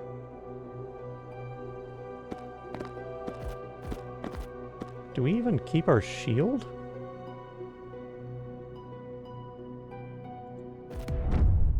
No. Just our ultimate generation.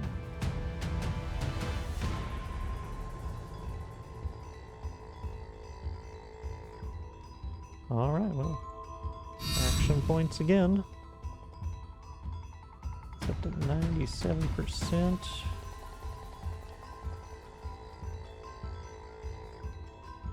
Fortunately, no really good AoE targets at the moment. I don't think any of these guys have AoE, so maybe we'll just cluster our guys together and bring them in for an AoE of our own.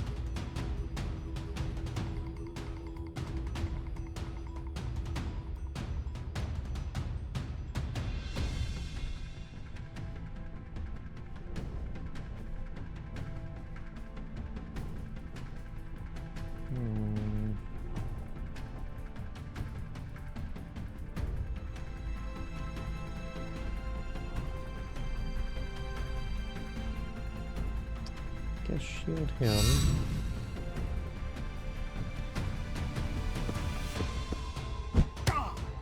Get vulnerable on that guy.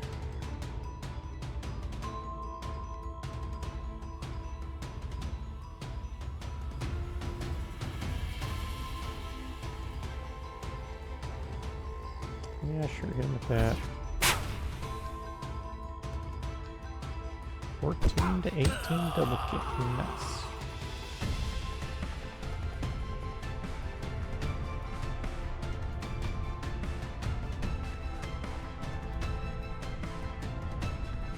Let's go after this dude next.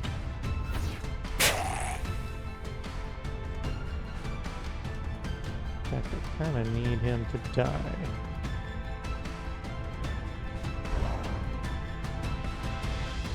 Really need to remember to put Mark of Death on people.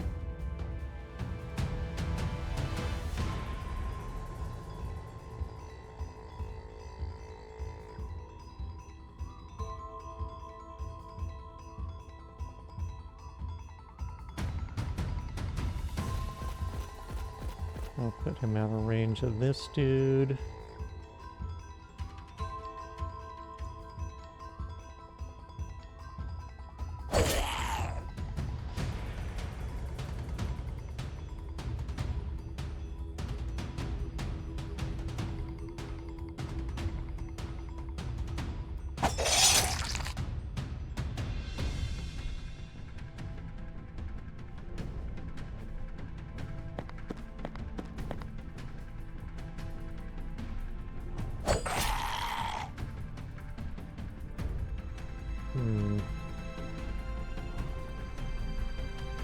Not ideal.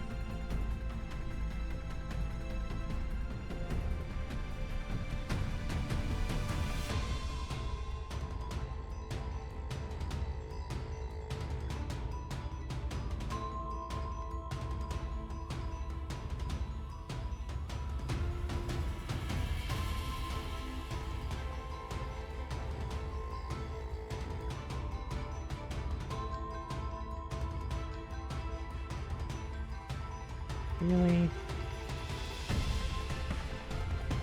That's out of range? That sucks.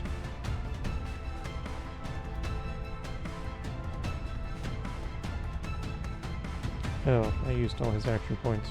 Well, that's fine.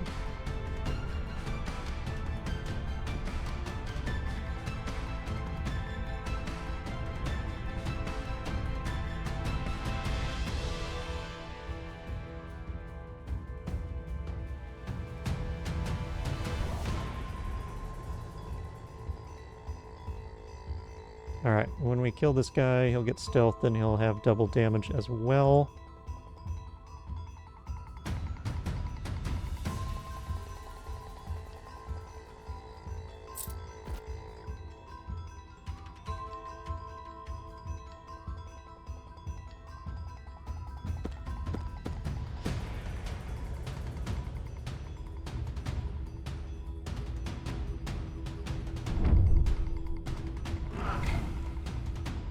He's gonna buff somebody.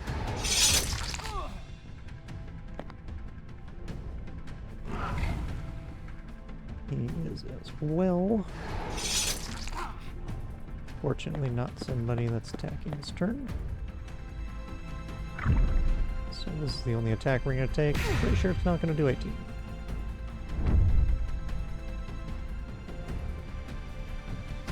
How much? Oh, yeah, we want to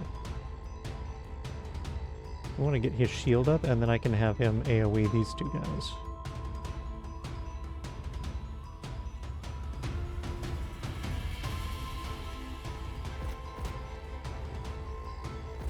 Give him a whack. Switch to defensive. Shield everybody and yourself.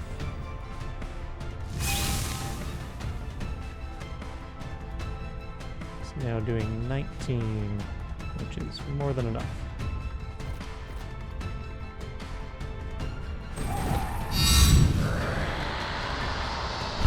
Leveled up again. I'm getting a lot of level ups this time, I feel like. More ultimate generation for sure. More shield generation. Absolutely. More battle mastery. Yes, please.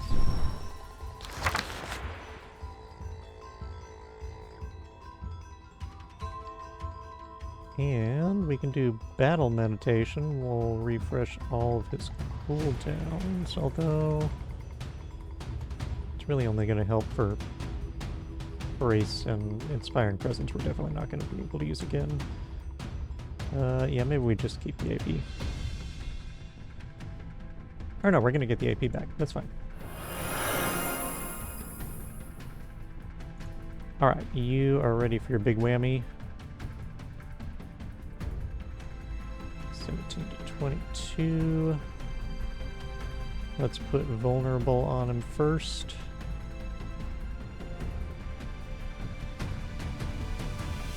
Everybody's got so much shielding already. And we could do even more, but we don't need it.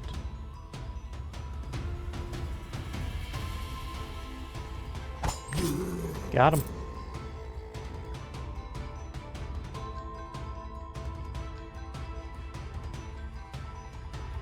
Alright, 3 abilities. 1.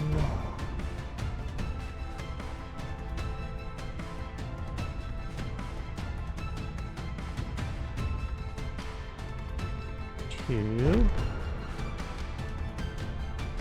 3.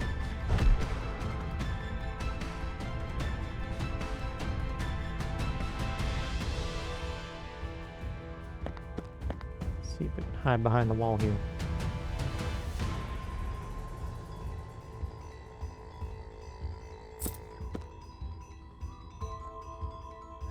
I feel like that ghoul might have an AoE for some reason.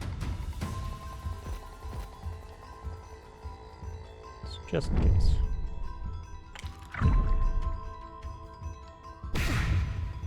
He shot right over the stairs. Hopefully he doesn't attack the assassins. Cool. In that case, let's do the same thing again.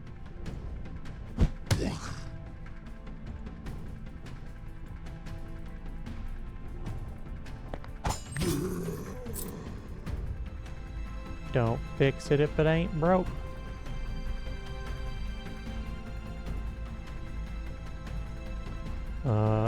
If we mark him, does that... No, it does not.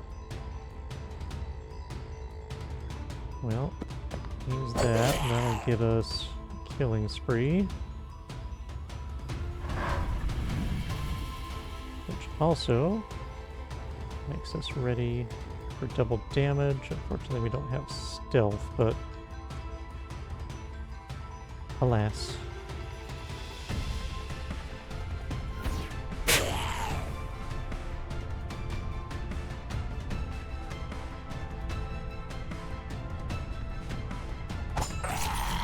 Ta-da!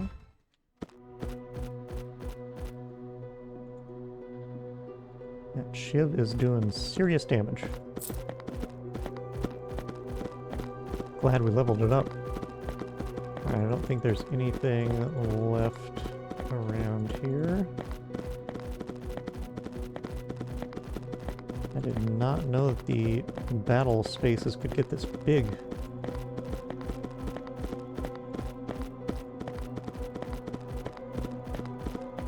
I was half expecting a boss to come out of here. Kinda wish they had.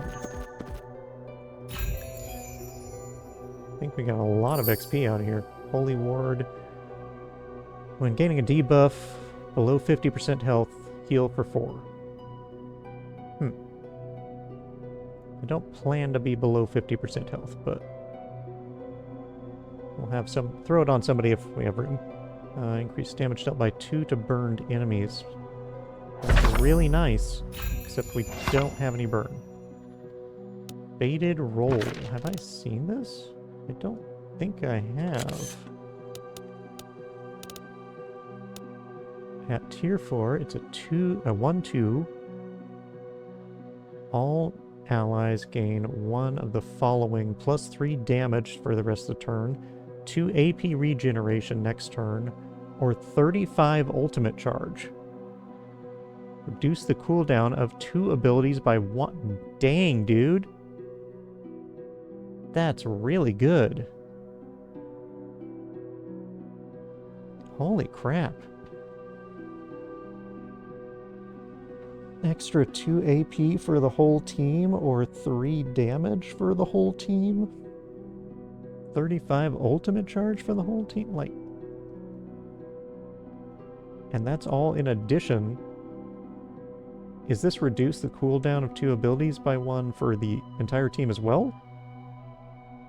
Oh, that's one. That's a 4th option. I see. I don't know why I thought that was separate, but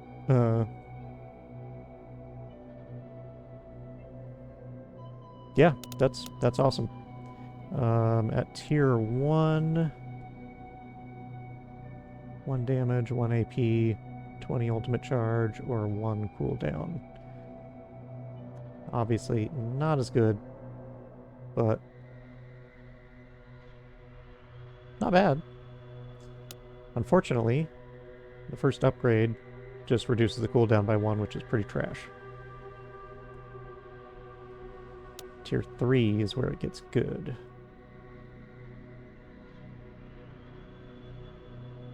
Oh, actually, it's not for everybody until tier 4.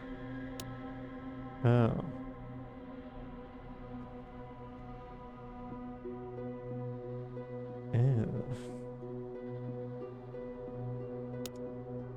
Yeah, so it only starts to be good at tier 3.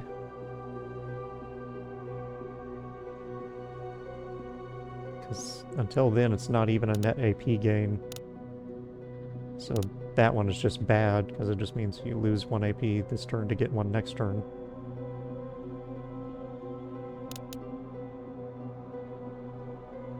Yeah. Tier 3, the stats are good, it's just only applying to 1 person. We can upgrade parry, but we don't really use it even. Ghostly Strike, strike the target to 2-3 at tier 4. Actually, for all the tiers. Tier 4, it does 14 damage and gives 15 shield. Wow. Well, yeah, I guess for 2 actions. It's... Additionally, it blinds the target. There's a lot of blind going on this run.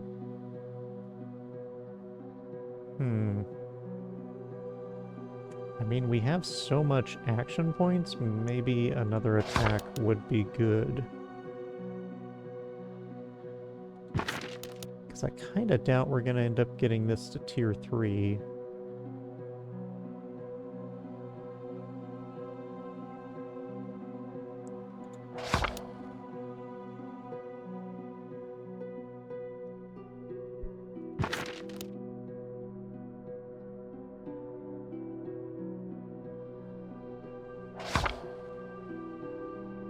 It's doing 7 to 9. Yeah, so it's not as much damage as Shiv. Or, Shiv is tier 2. Yeah, not as much damage as Shiv. So we'd still be using Shiv for our big hit.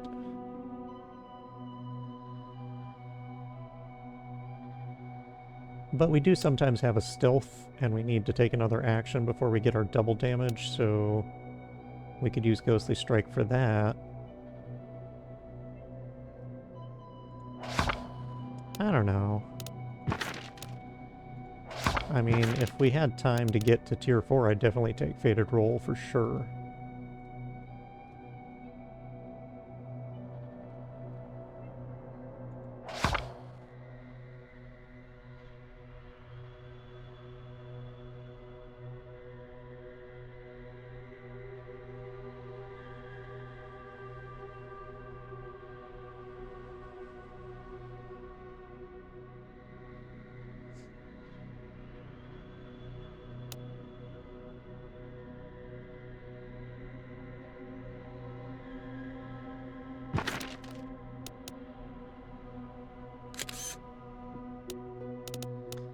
Yeah, I guess we'll take Ghostly Strike.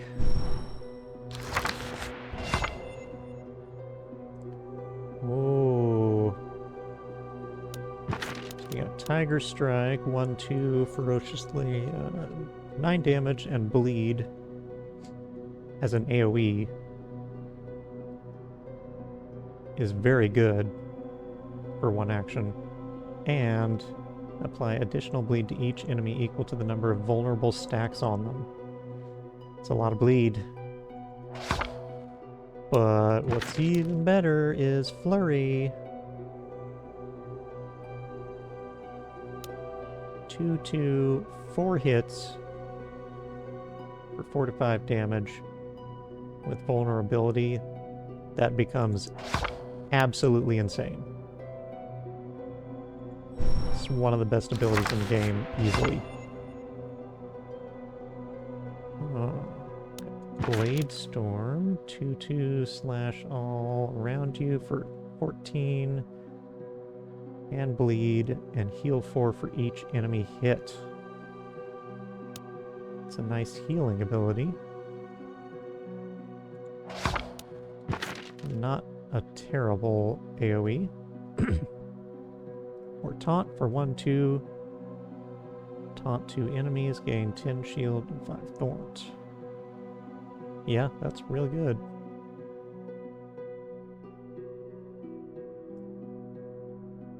I just don't often have a use for taunt. Like, all of our people have shield abilities. Multiple shield abilities, so no matter who's getting targeted, we can pretty much always take it. The only times we've really been damaged are when somebody got attacked that I didn't expect them to be attacked. I mean, it would have been helpful against the ghouls, since we didn't know who they would attack.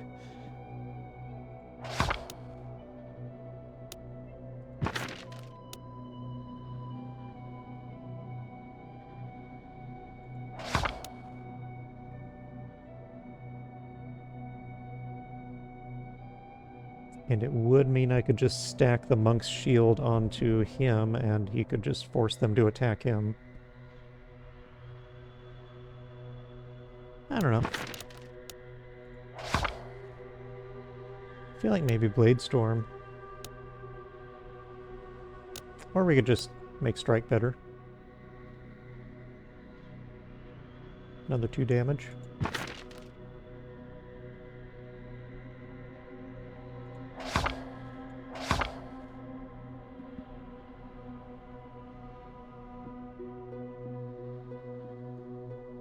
I think maybe we do that.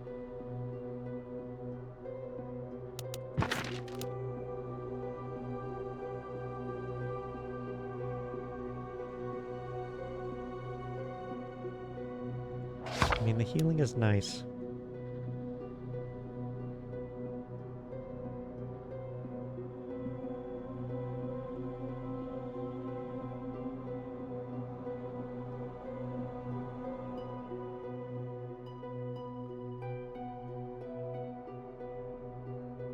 Alright, do Blade Storm.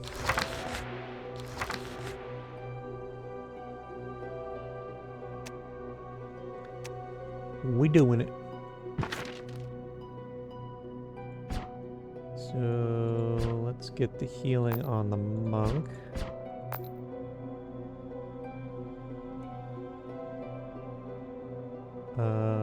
Big damage.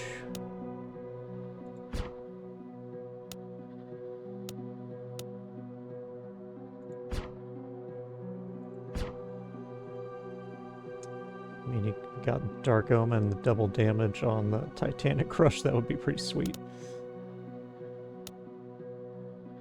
But realistically, we should probably put it on the monk.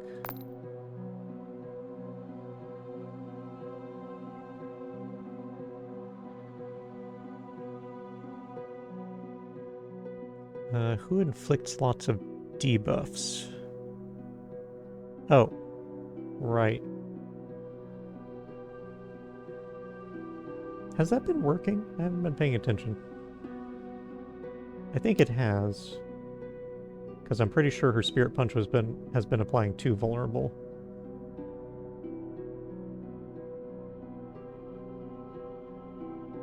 but I would like to heal her up.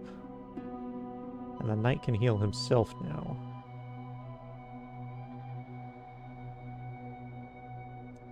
So who else applies debuffs? Bleed. Poison. Blind, I guess. I don't think they can be double blind, right? We'll find out.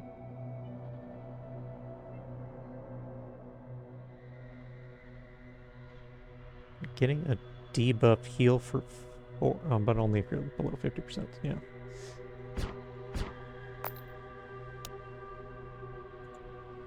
If it weren't for the 50% part, that could actually be quite good. Alright, next elite bottle. See if we can get them good abilities as rewards. This guy is by far the toughest. Mubal, the head collector.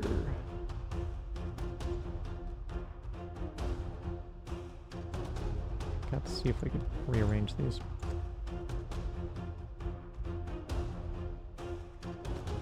I don't believe he has any ads, so Mark of Death is going to be useless. Blinding Powder might be quite good. He's going after the assassin. Should be able to run away. But he definitely has some AoEs. So it might be best just to shield up and take it rather than moving out of range.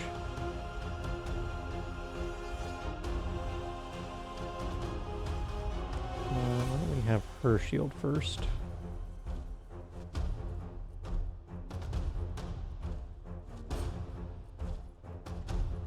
Definitely put it on him.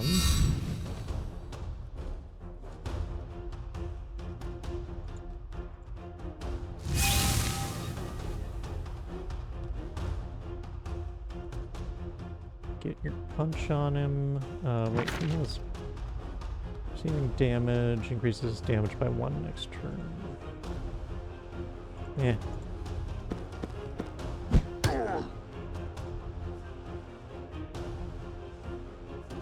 Probably save Key Blast for next turn.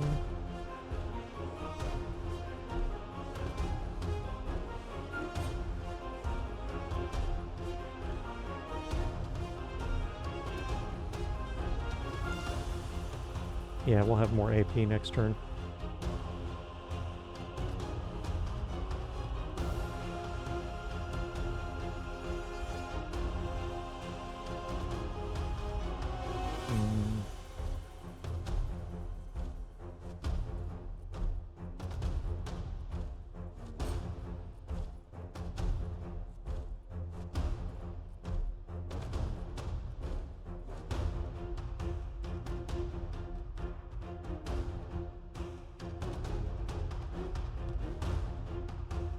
He's either going to AoE or he's going to buff, and then he'll do an attack as well.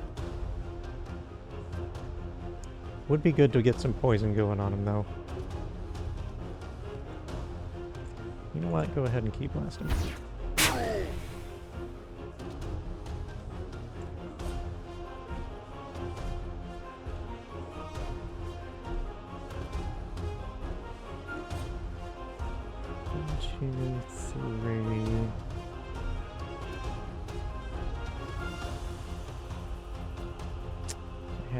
Actions. Now let's just do 1, 2, and then we can vanish next turn, which will get us to 3, and then we can shiv.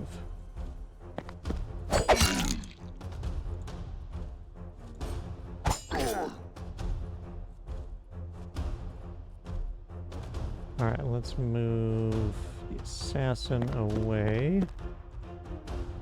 We'll put the knight in his place.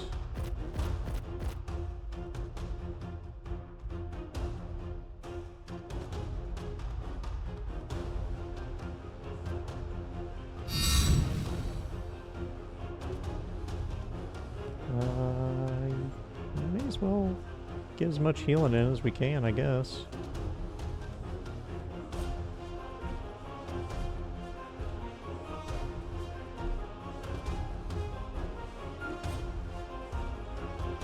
Yeah, well, we got the vulnerable on. Let's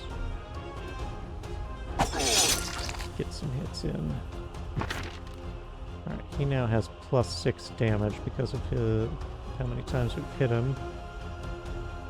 But I think he's going to have a hard time getting to the assassin.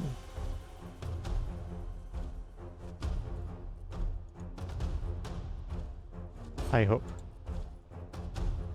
Even if he does, the assassin has 28 shield, so not too worried about it.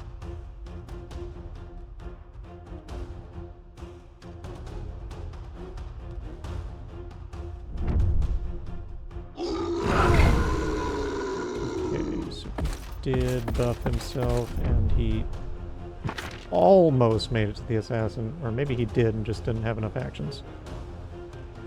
I'm not sure which. But we still got 2 vulnerable on him.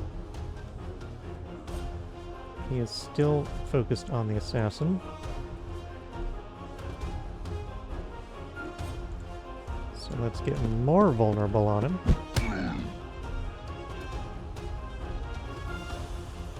I can't do both of these.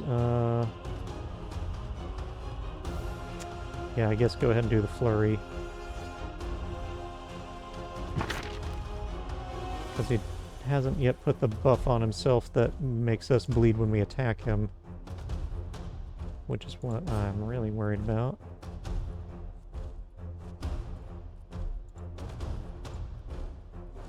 $20 to 24. Wow.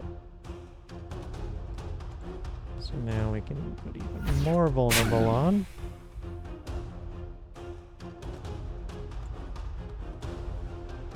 He is going to be really buffed up though.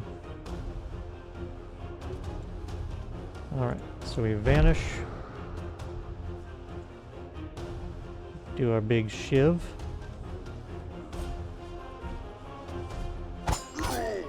$28. We can also Ghostly Strike. 8 to 12. Or I could Blind. But we've got so much shield on. Even with his Blood Rage, I don't think he's going to be able to do much. I do want to put Brace for Impact on so that she has some shield. Because I think he will probably do AoE.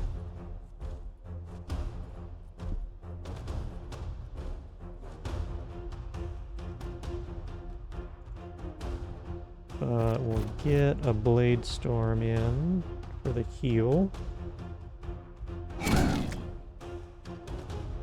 And a strike.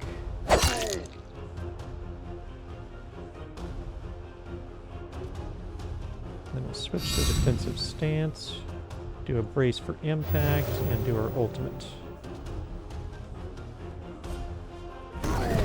14. He is already down to 80. Everybody's got a good amount of shield. Granted, he has 10 stacks of Blood Rage, so he's gonna hit pretty hard.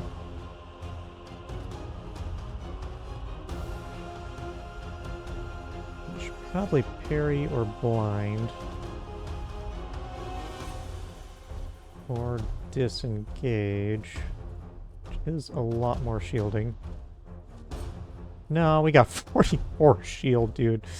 I'm not worried about it. Just shiv that boy. And that's another 5. And then we can reset if we want.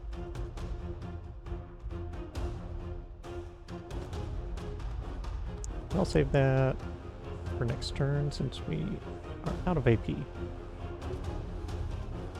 Why don't we move people apart? Because the only thing we could really take damage from right now is the AoE on these two.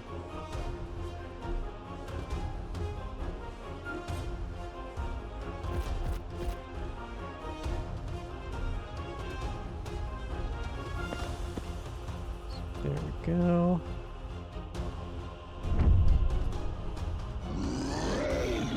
Now he's got blood retaliation. That's what I don't like to see.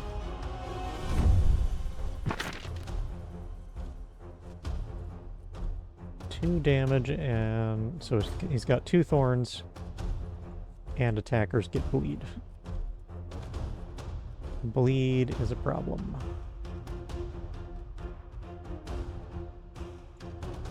Fortunately, that means my thief can't really do much without injuring himself. By much, I mean anything.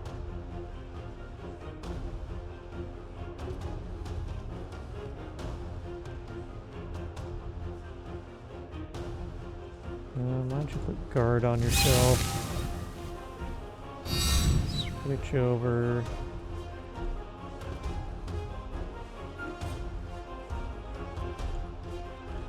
Do strike.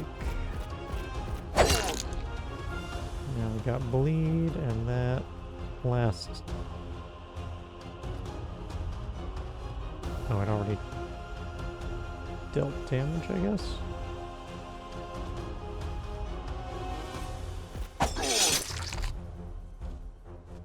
Yeah. That doesn't make sense.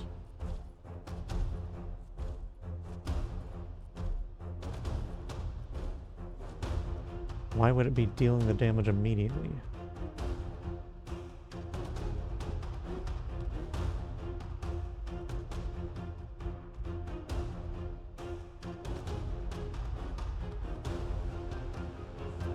That doesn't make any sense.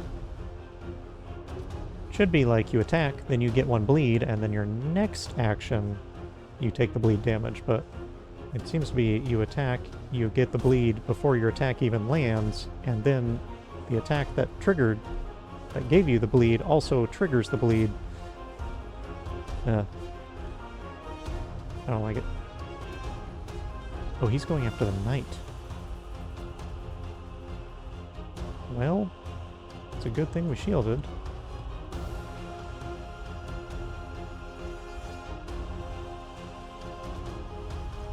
Can't get away.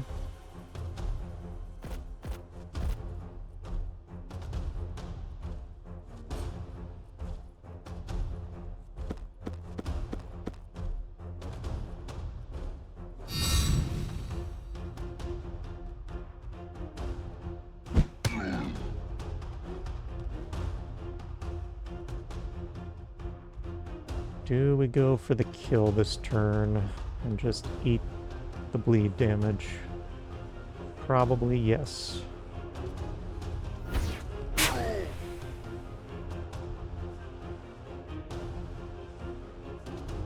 You need to use 2 more abilities before... Unfortunately, I can't get stealth either.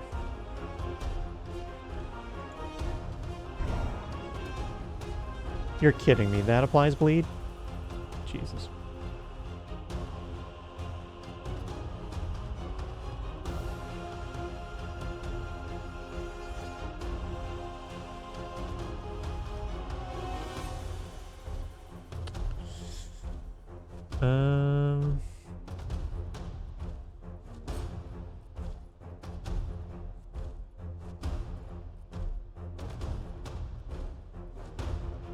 Crap.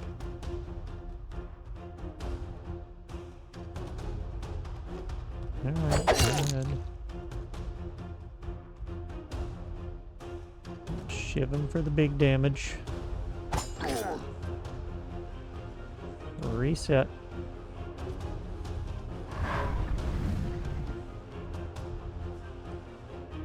We could shiv him again, but it's not going to do much.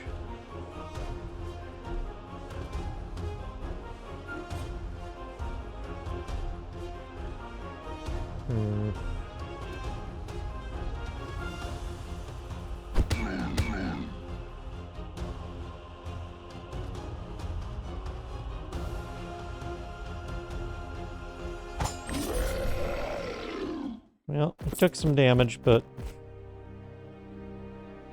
Unless you have the mage to debuff him. As in, remove his buffs. Not much you can do about the bleed damage. Unless you can just get away from him long enough for it to wear off, except that doesn't seem to be an option anymore since it's being dealt immediately upon your actions. Yeah, you just have to get away until the buff wears off of him. Ring damaging. Yeah, we already got that one. We don't like it.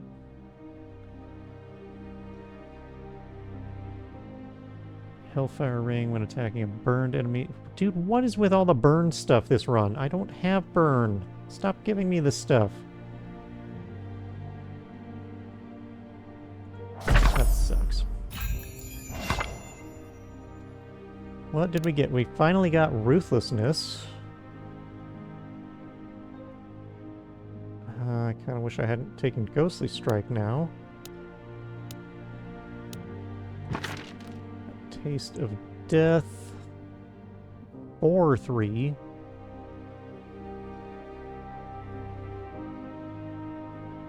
Target 3.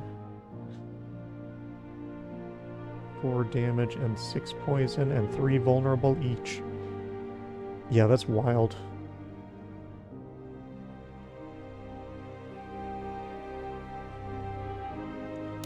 Unfortunately, this unique target part makes it far less useful, because otherwise you could stack 9 vulnerable and 18 poison onto a boss and get 3 AP back. That would be insane. But as it is, it's really just meant to be used against crowds and give each of them a little bit of poison and vulnerable.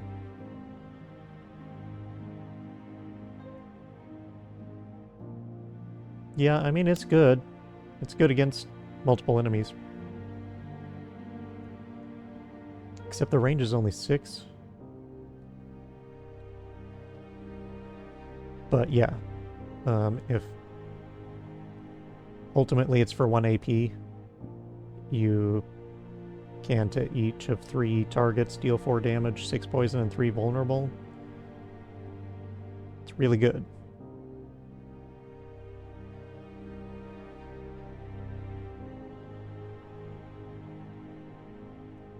Because it's essentially 10 damage and 3 vulnerable to each. And normally a 1 action ability, damage ability, you can expect to do about like 12 damage. So the 3 vulnerable is just a bonus. Or you can do Ruthlessness, which is 7 damage times 3 hits on a target, and if it's killed, you get 1 AP back.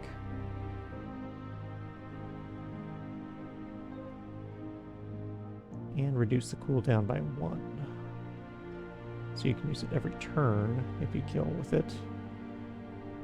And it increases damage by 1 till the end of the turn.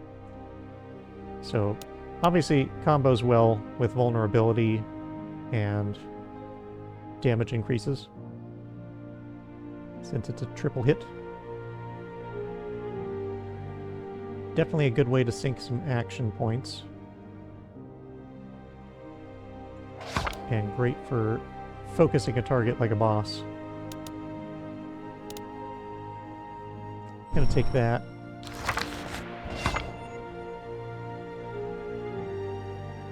Oh. We got Dragon Fist. 2/2, 18 damage.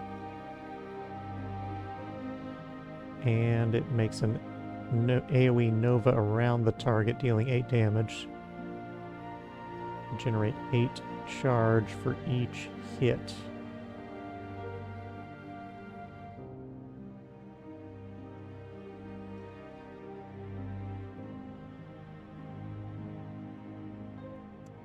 Yeah, it's good. But Reverberate 2/2 9 damage to the target and nearby enemies.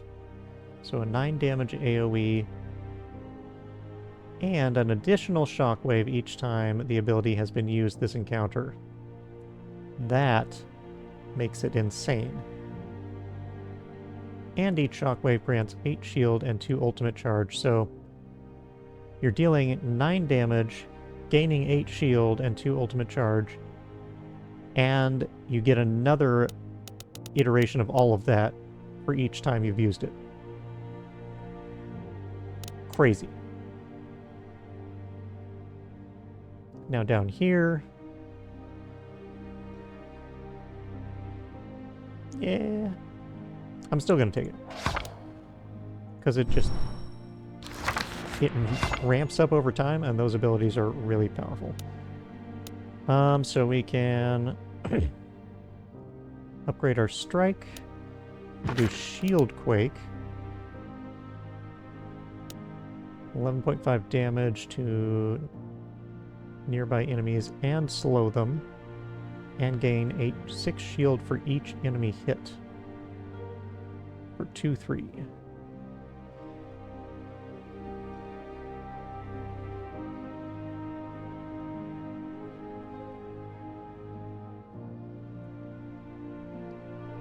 Yeah, quite good. Safeguard, grant 2 for 1-3. Give 2 allies shield 50% of your shield. And remove a debuff from them.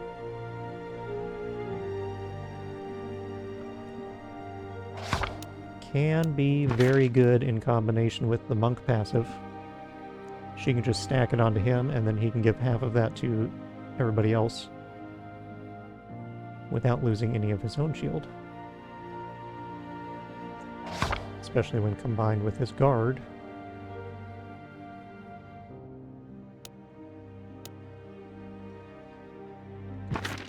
Definitely a very good shield ability, for sure.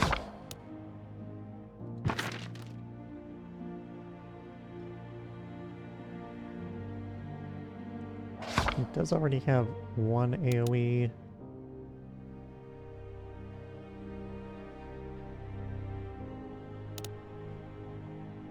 Yeah, I guess we'll go with Safeguard.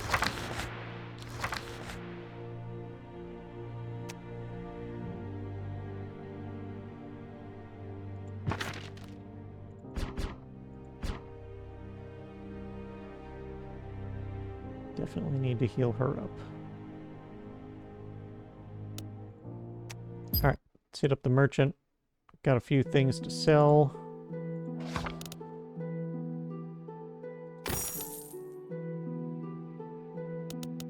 Well, maybe I should look at what there is to buy first. Ooh, another Lifeblood Idol.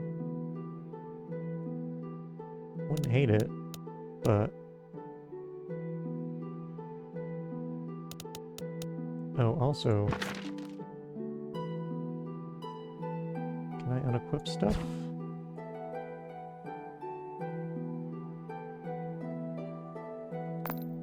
Yes, I can.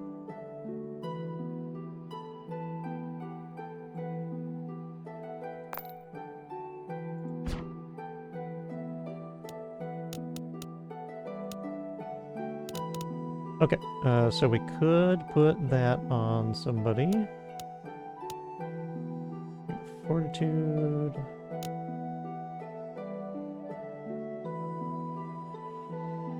I mean, the Holy Ward, if we did expect to go under 50% health, like if there was a really nasty fight, this would be really, really good. Especially on characters that have an ability that adds a debuff to them, like the Assassin and the Monk. Their starting shield abilities both apply a debuff to themselves. So they could heal for 4 every time they use one of those.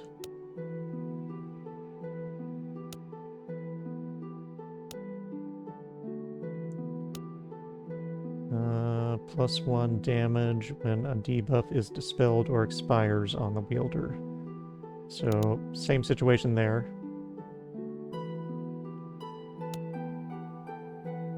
First debuff applied to you. First damaging ability each turn applies burn. Oh, yeah, that's why I wanted to check first.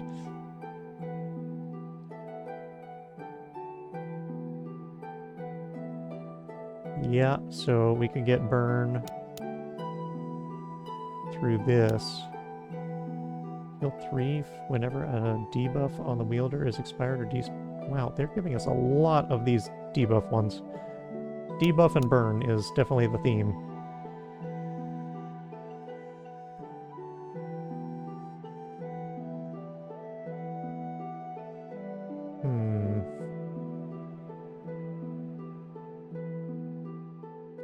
Well, I do like that better than Holy Ward.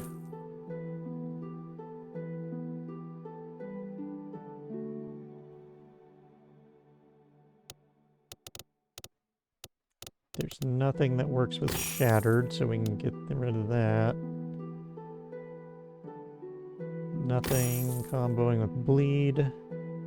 Okay, so if we use the other ring to put burn on people, then when attacking a burned enemy, deal bonus damage equal to the amount of burn on them.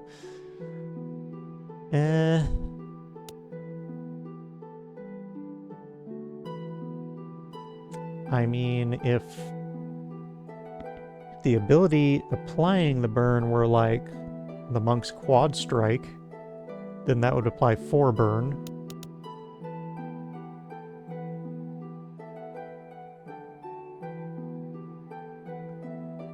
I don't think so, though.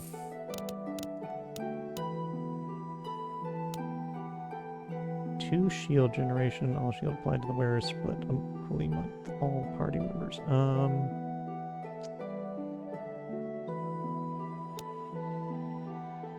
Inflict bleed equal to thorns.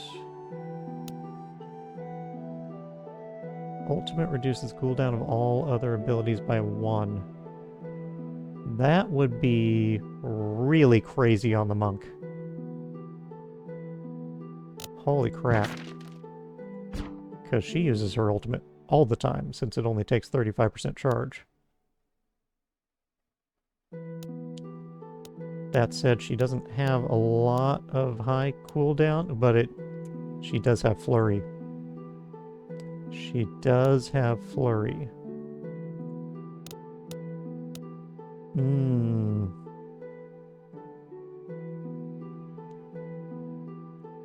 Yeah, that would be really nice. Or we could go for ability.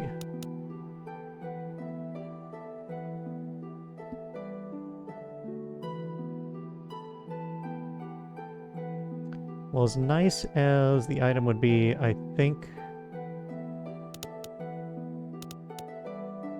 we should... Oh, we can't do 2 of them, that sucks.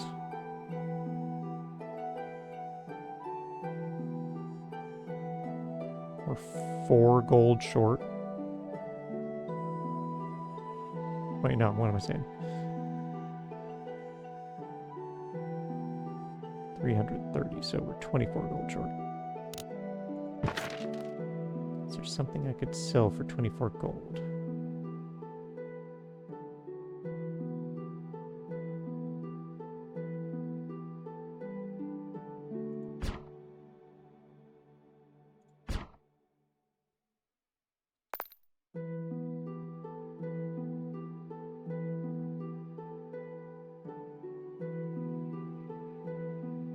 Pretty sure that's not anywhere near that. Yeah. Nothing I want to sell, so...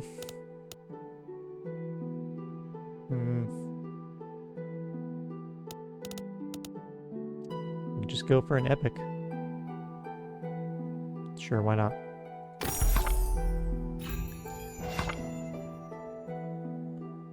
Nothing that I wanted.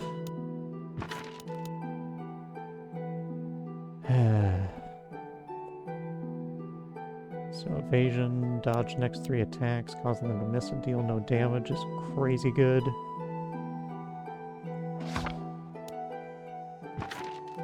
Contagion, target a poison enemy, spread their poison, stunning all nearby enemies and applying poison stacks equal to the amount of poison on the original target. Wow. A 2/2 AoE stun and poison copy. Afterward, trigger the poison effect. Jeez. Yeah, if you got that, like, use the, whatchamacallit? A tier 4 Venom Strike. Put 7 poison on a target. And then if you had the ability that doubles the poison on the target, take it to 14. You could also have a tier 4 Shiv, which applies, I think, 3. So it could be 10 times 2, 20. Then use Contagion, so it'll immediately... Spread all nearby enemies and flank poison stacks equal to the amount of poison. I'm curious if that applies to the target itself. Because it says all nearby enemies, which usually includes the target, applying poison stacks equal to the amount of poison on the original target. If that's true, then the target would take 40 damage and have 40 poison. So take another 40 at the start of their turn. And everybody around them would take 20 damage and have 20 poison at the start, and another 20 at the start of their turn. And they would all be stunned. That's super sick. Unfortunately, we do not have a poison build going right now.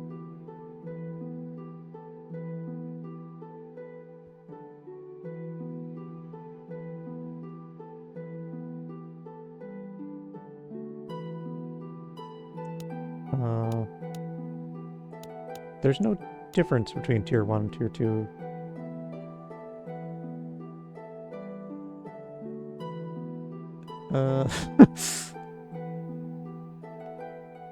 That seems like an issue.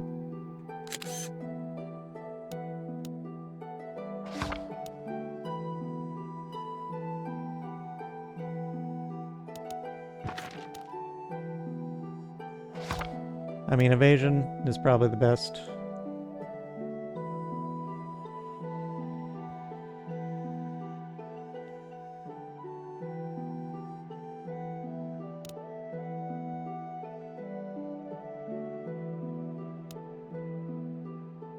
We could just use that to replace disengage.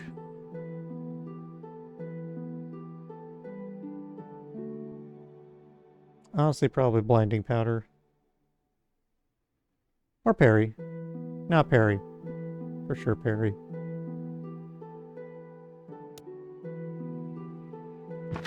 I wouldn't mind Taste of Death either.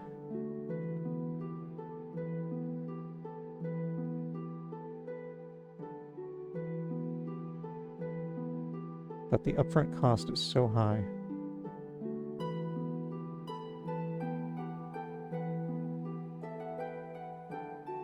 I don't know, by the second turn.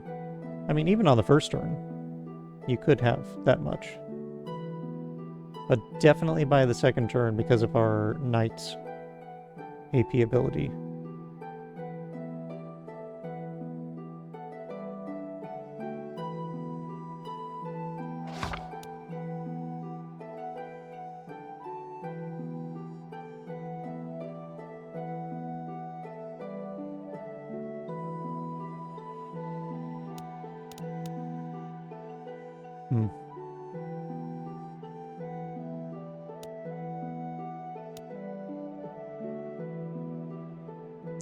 I think I'll try it. Evasion's a smarter choice, but I'm gonna do this instead.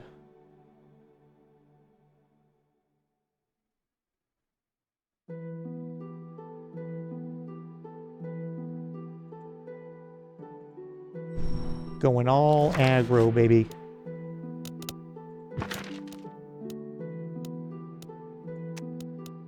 Still can't move him.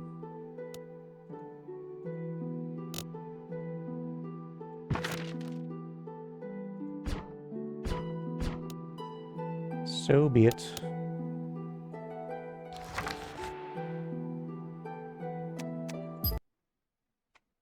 Alright. Last elite fight. It is the Soul Reaper. And his soon-to-be lackeys, who will spawn over here. He also puts a debuff on all of us, and I forget what it is. I think it's a... we have to move like about that far away from him, or else something bad happens. Oh, he's targeting the monk. That's the worst.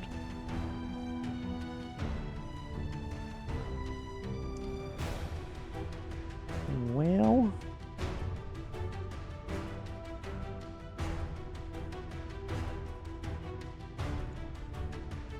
spare that taunt would be useful.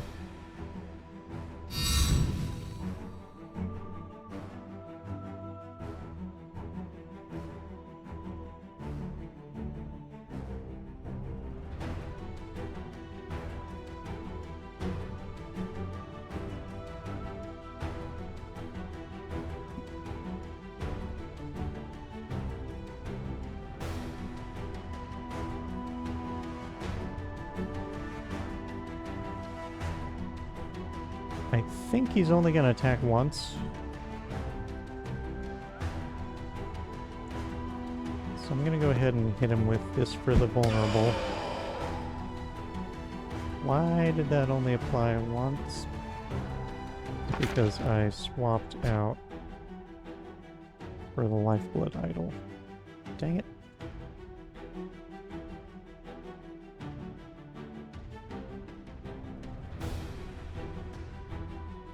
I could brace.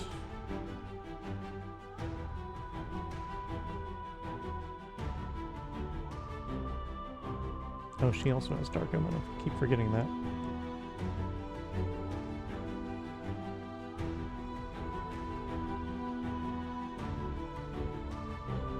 Would love to reverberate, but we got to do Windwalker, I think.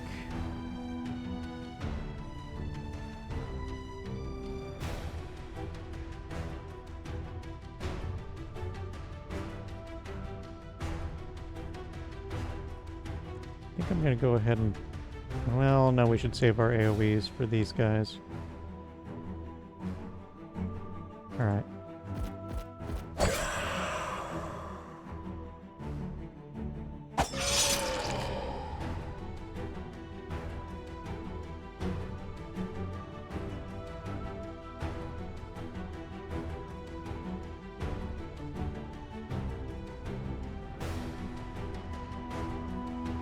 Yeah, her having that idol is a big deal.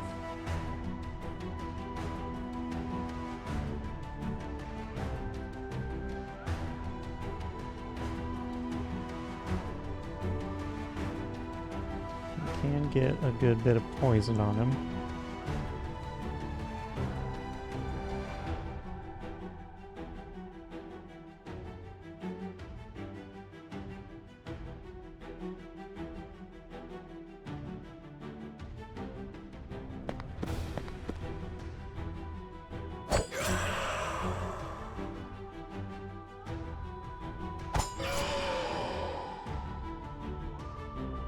That ultimate meter is going up so fast on him, dude.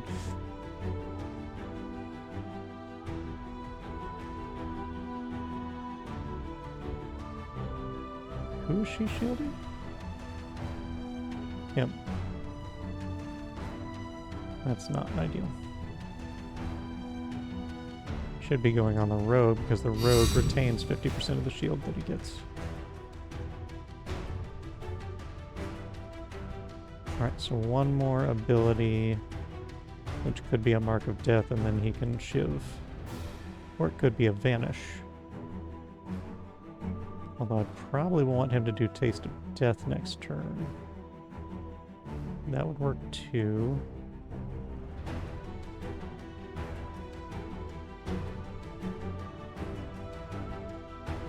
I am going to move these guys a bit away so that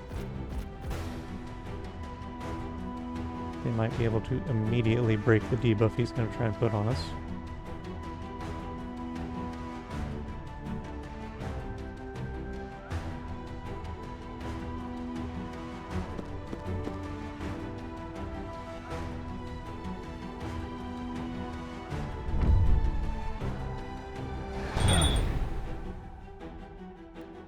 Yeah, I think it immediately broke on her because she was too far.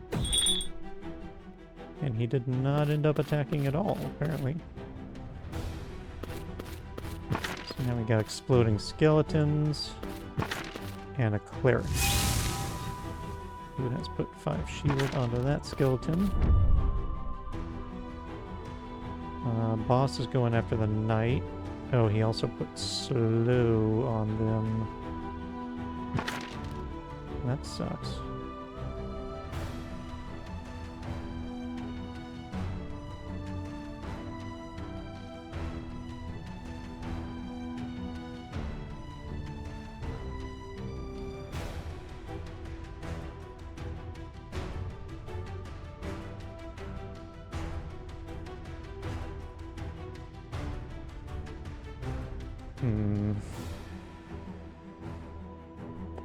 Well, she can do a reverberate on them, and that will take that guy out.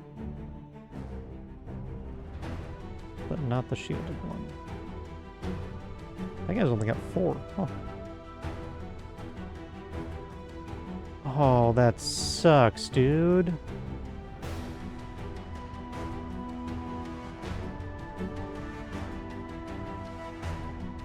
The slow prevented us from doing Taste of Death.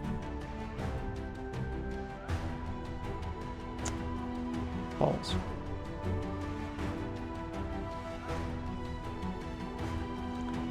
Alright, well I think we...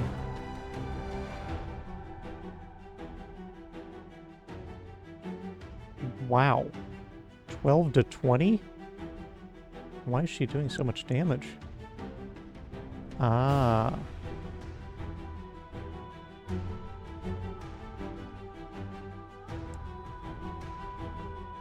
I mean,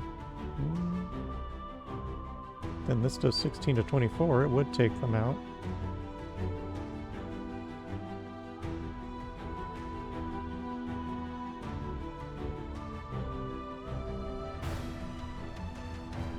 Ooh, a double damage flurry, 24 to 32.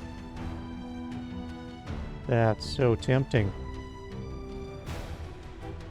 She could do that and reverberate.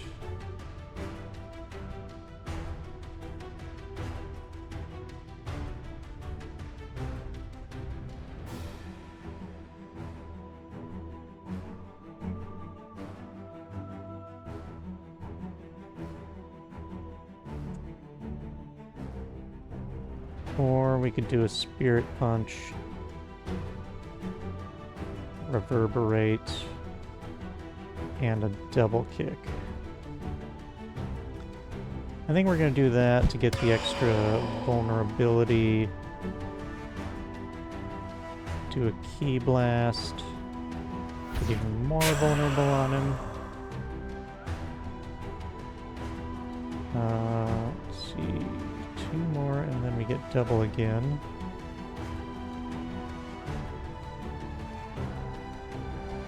Who's he attacking? Right.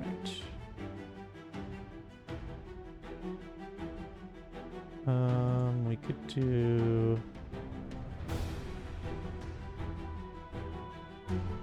Wait, it's only doing 4 to 6? Oh, crap. No, it says 8 to 12 now. What's going on? I'm confused.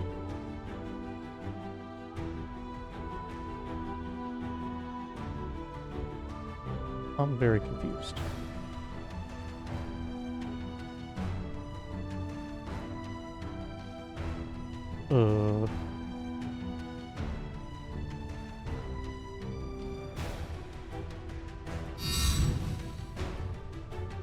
He's the one danger, so shield him.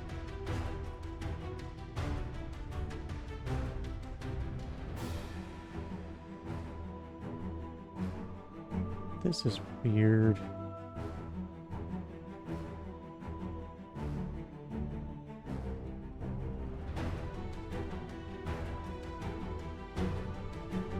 Well, I guess...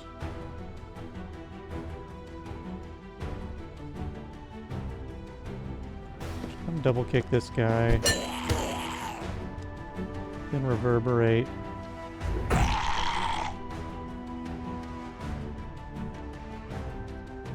Could just key blast this dude. Sucks to waste the vulnerability though. But we don't have any other ranged attacks to get to him.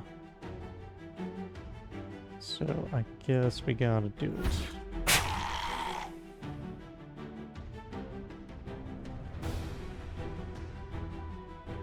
Need to break the chain, there we go. Could do Ruthlessness. There's only 3 vulnerable right now, though.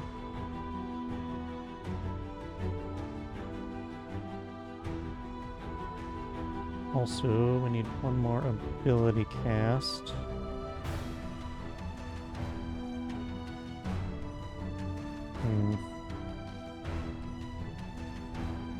That would be 18, except plus 3, so 9 times 3, so 27.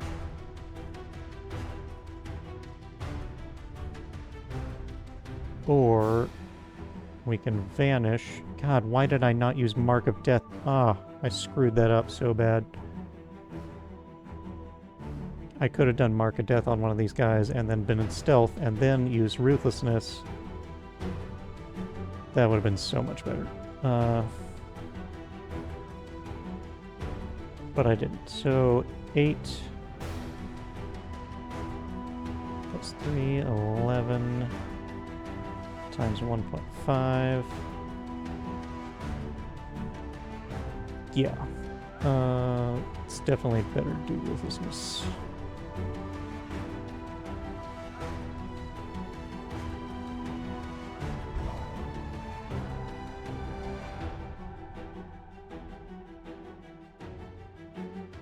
$48 to $60. And that's why we love Ruthlessness.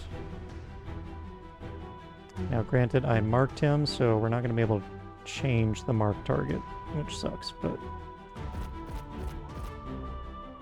So he's got 17 shield. Let's get him some health.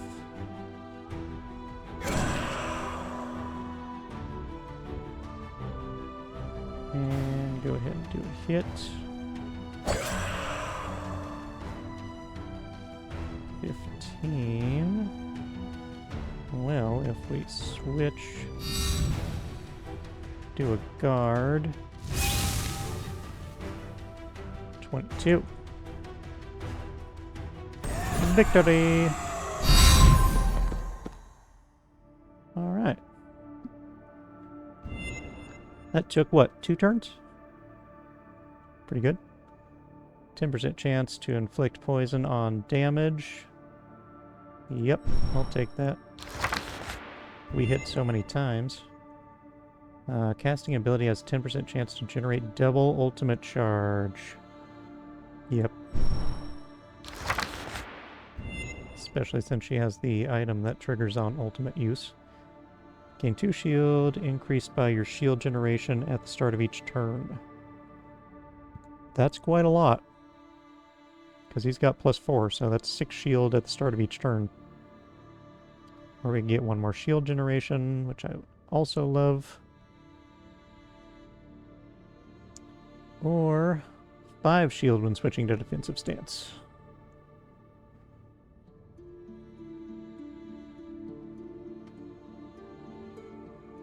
And 2 damage when switching battle stance.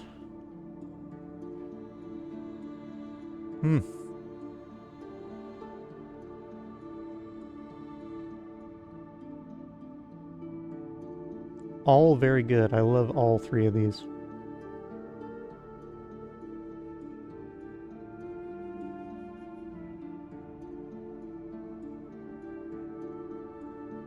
Let's go with Tactician. That gives us control. Is there anything around here? No, there is not.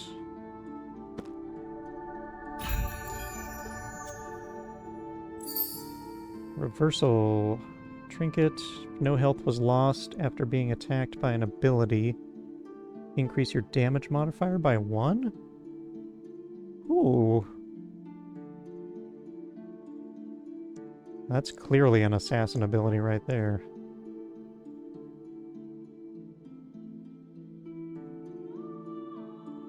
I mean, obviously anybody can avoid taking damage from an attack with shield, but also assassin can use evasion, and the assassin has so many multi-attacks. Actually, monk. Very good for monk too, because she's got a quadruple hit. Time warp. Attacking a slowed enemy reduces the cooldown of a random ability by 1. Very good as well. Except we have not... We do not have a slow build going on. Shadow Strike. This is new. Attacking from stealth. It's a 1-2, which is very cheap. From stealth, deal 20 damage and gain 1 evasion. What the hell? Now, is that 20 damage before the stealth buff? Does it get the stealth buff? Otherwise, deal 4 and inflict 4 vulnerable. Replenish your movement and become stealthed. Wow. Well, that's just a way better option than Vanish.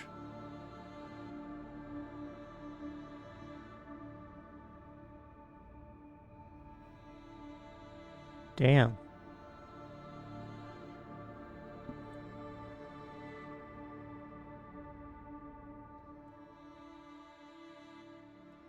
Okay.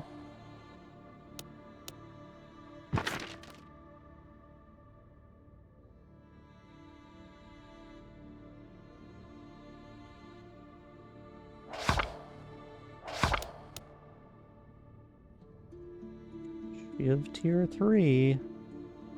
9 damage and 1 poison.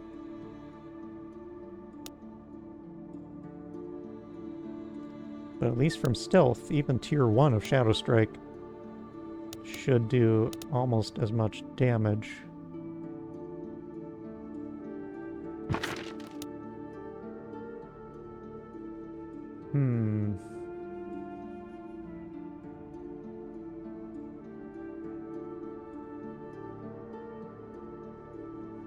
Like, even if you're out of stealth, 4 vulnerable for 1 action? That's wild. Imagine that, and then followed up by Ruthlessness, which it hits 3 times. That's an additional 12 damage on Ruthlessness.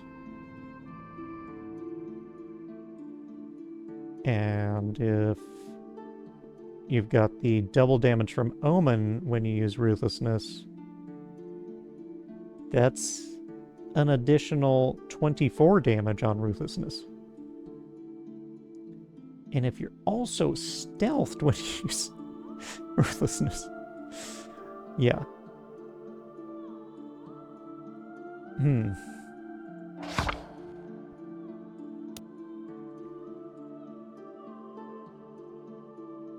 This is only an additional 2 damage, so... I think we take Shadow Strike over Blinding Powder.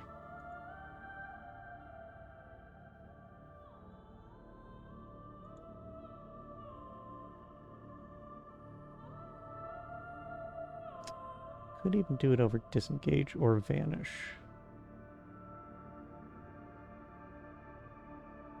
Probably Vanish, right? Because it's just a better Vanish.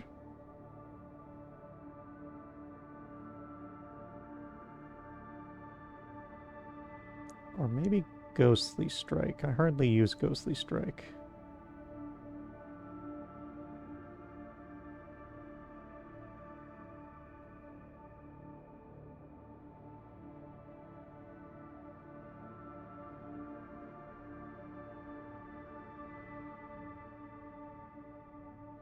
Hardly use Venom Strike either.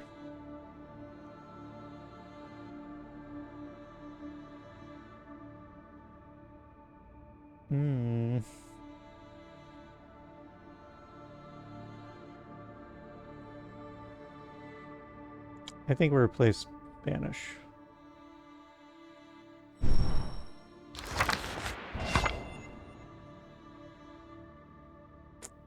Subjugate. Subdue your target. Oh, it's a 1-1. Wow. 11 damage and 3 weak. And gain 8 shield? Good God. Like, just the 11 damage for one action would be normal. 8 shield on top of that makes it almost twice as good as normal. And 3 weak is just a bonus.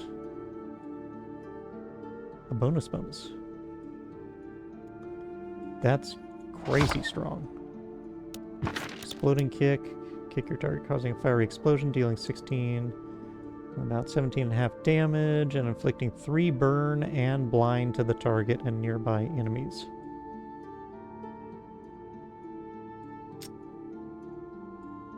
It's pretty good.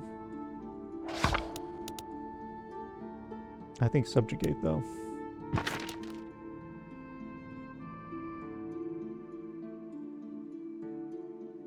This is also very good.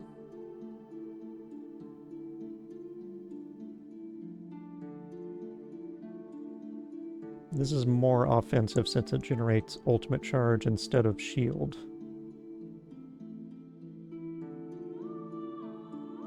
And a little more damage.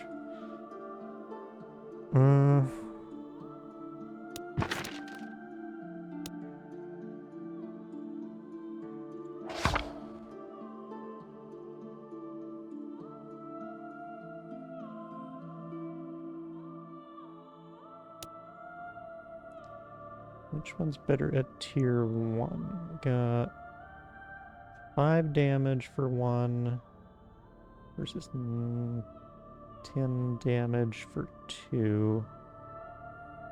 So, same per action point. Well, but plus 2 damage to nearby enemies.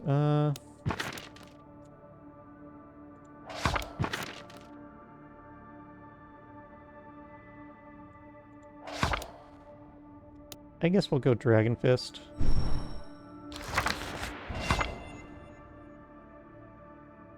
Inspiring Presence tier 2. Takes it down to 1 action point. Furious Strikes. Strike your target 4 times. Oh! Oh, that stacks so well with the Monk. Oh, baby.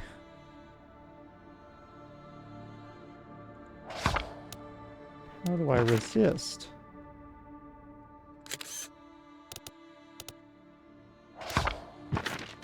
Piercing Strike, 18.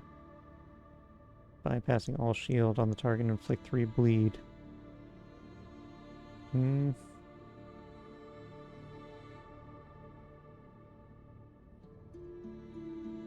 not that great, honestly.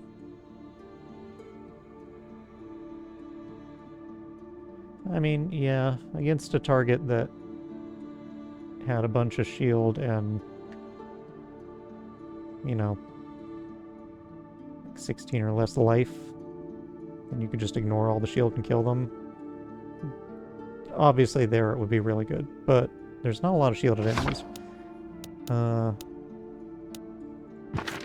It seems crazy to bypass any upgrades for Inspiring Presence when it gets so good. Especially at tier 3. Like, we might be able to get it to tier 3. But Furious Strikes is so good. With vulnerability.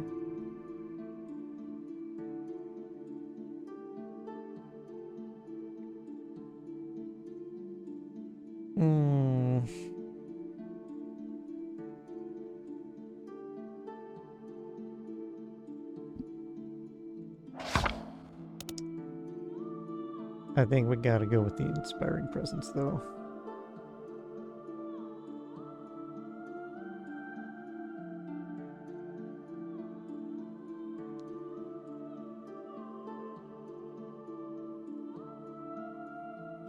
God, it hurts. This decision hurts.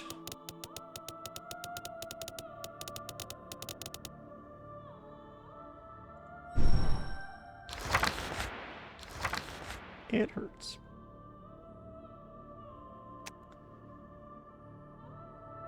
Okay.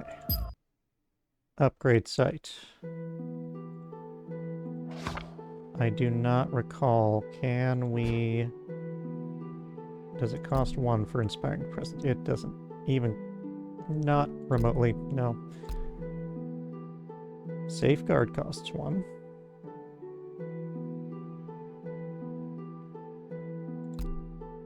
Blade Storm costs 1.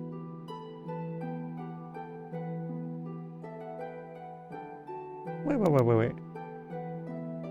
Blade Storm doesn't give me any health back at the lower tiers. Oh, no. It's not till tier 4. What was I thinking? Battle Meditation.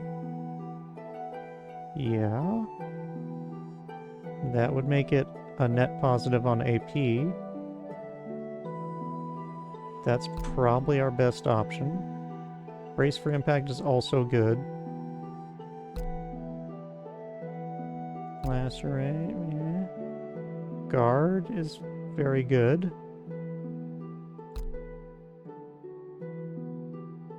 I think Battle Meditation. Alright, for the Assassin. Ruthlessness, unfortunately, takes 2 points.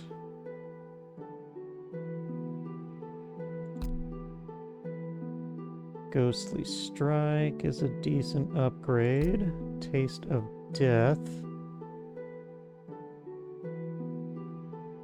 1 more damage and 2 more poison per target. Don't really care. Also, it costs 3, so I don't know why I'm even talking about it. Blinding Powder could apply Vulnerable. Not bad, honestly. Shadow Strike, unfortunately, costs 2. Very unfortunate indeed.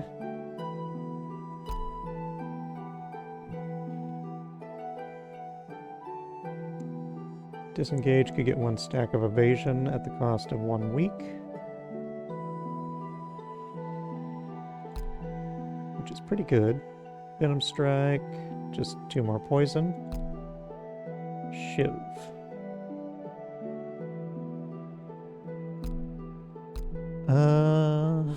Shiv, Venom Strike, Disengage, Blinding Powder, I don't know. Ghostly Strike, all pretty much equal in my eye.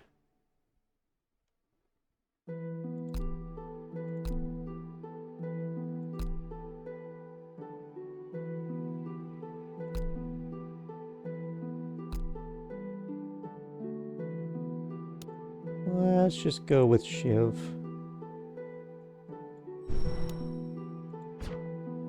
Monk can get Spirit Punch to tier 4, giving it 2 vulnerable, and more damage, and more ultimate charge. I think that's probably a winner. Although,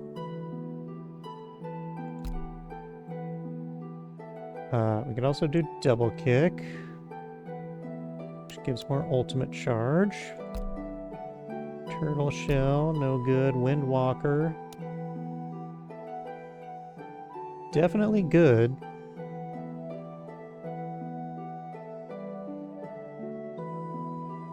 That would make it, like, easily absorb a normal hit from an enemy. Whereas right now it's only giving us, like, 10, which is just a little shy of what's necessary to cover most attacks. Transcending Light just removes a debuff, which could be important, but what I'm thinking is Flurry. From 3 actions to 2?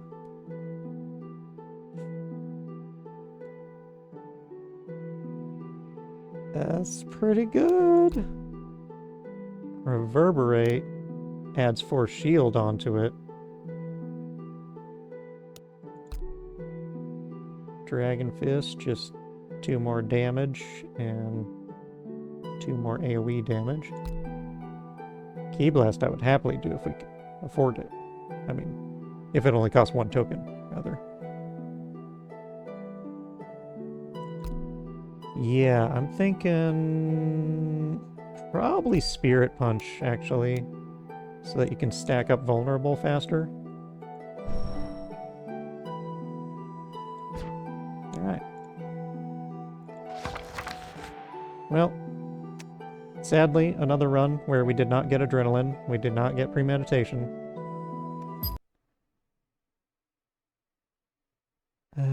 It's the curse. I'm always like, I'll do 1 run without recording to see how the game is. And then, of course, it's always that 1 run where the really special thing happens, and then I can't get it to happen again in any subsequent runs. Very aggravating.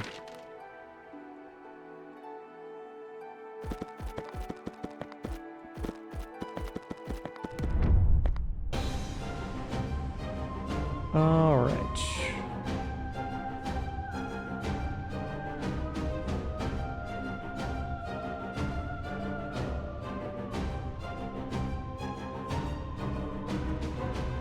I'll just stack it on the Assassin since he'll retain some of it. Get up here and start wailing on her. 2 vulnerable. Oh, dang it, I forgot to change the gear so that she applies extra vulnerable. Ugh.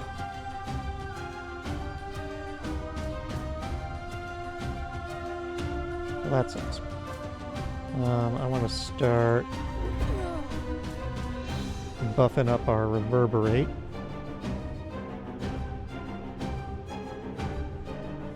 Use her. Put the mark on her.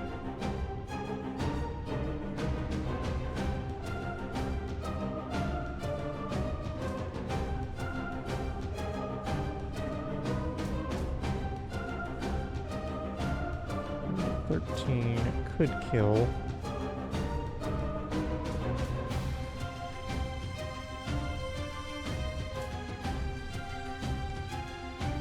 Out of range. Really?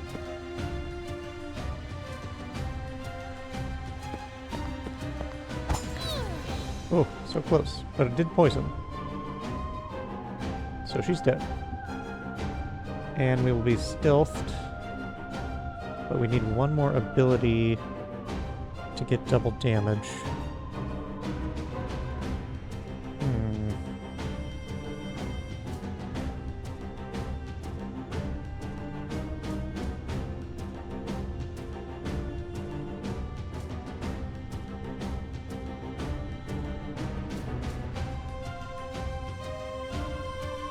If she dies, we could use Mark of Death on somebody else.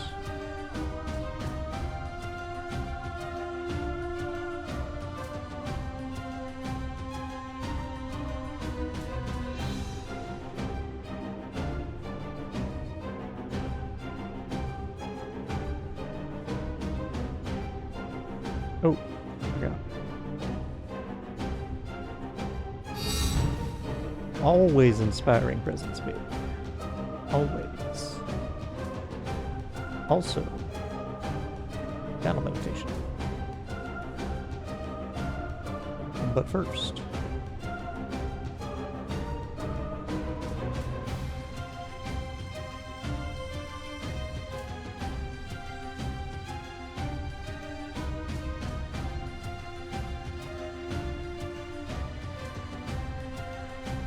have been so much easier if that had killed her.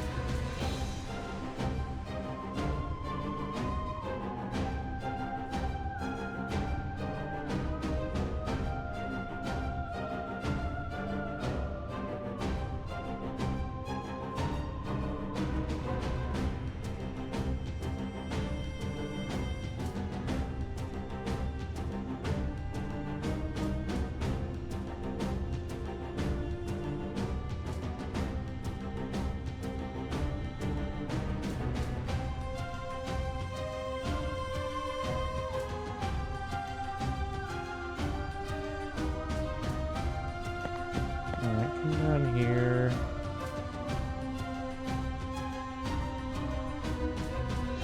That's literally all his movement, though.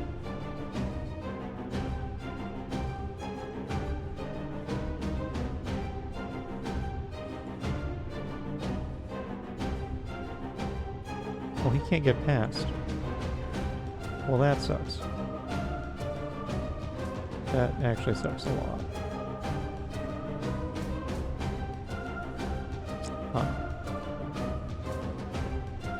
He moves over here. Can he Blade Storm her? Do I even want to, though? Probably not.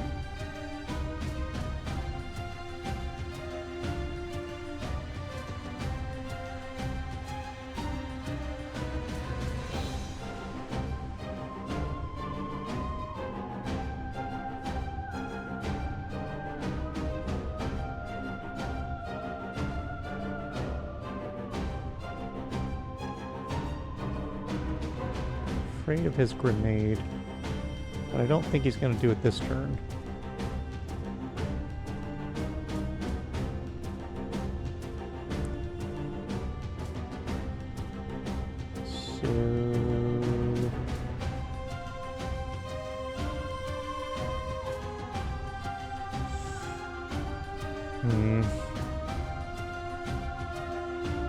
I guess I'll just do that.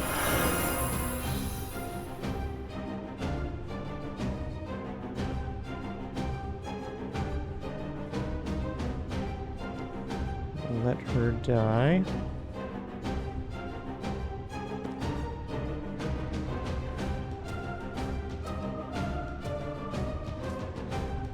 Alright. So Rogue has stealth now. Could use that on one of our attacks. We do have Shadow Strike now, so I could use Shadow Strike to make use of the stealth, and then... Oh, but I wouldn't be able to mark. Right.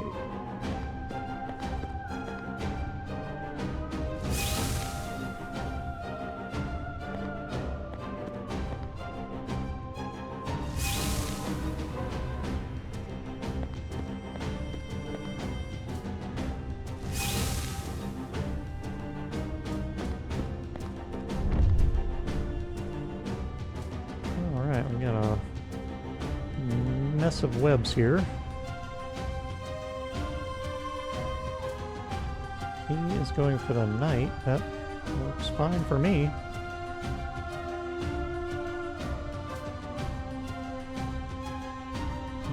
It's perfectly fine by me.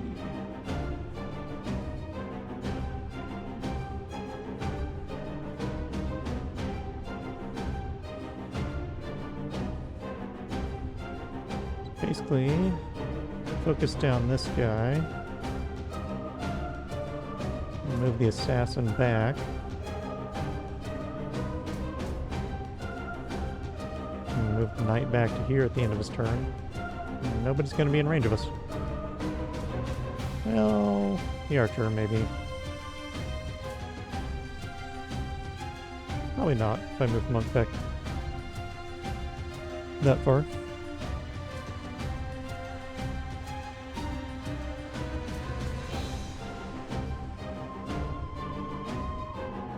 Look at all this AP.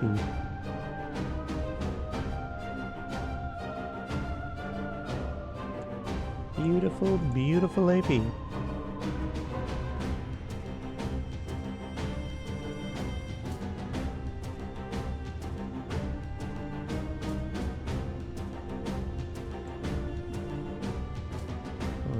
to get out of the way first. So he is going to do double damage after one more ability.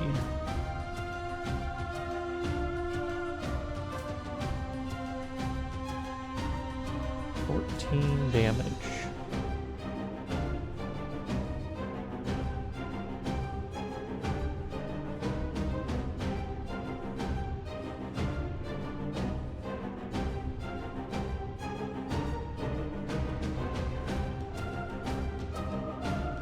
I want her to punch first. For the vulnerable. And he can do a shadow strike. Wow.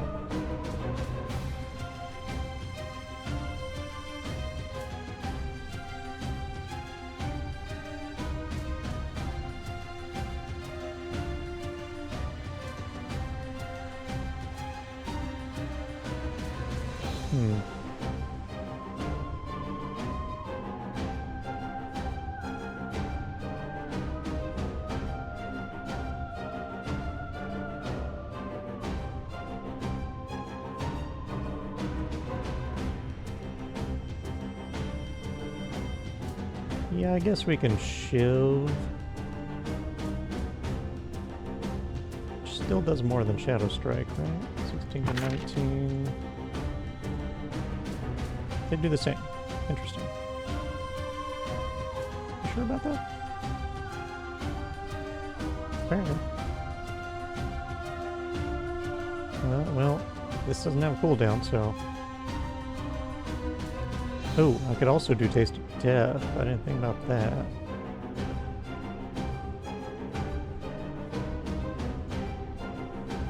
Actually, only it had range. And if I moved to here, I could hit all three of these, which would be great, but I'd have to move back. Oof.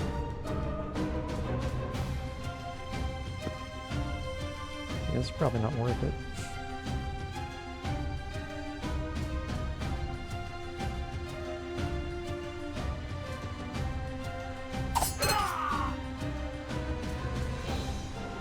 We are almost to ultimate already.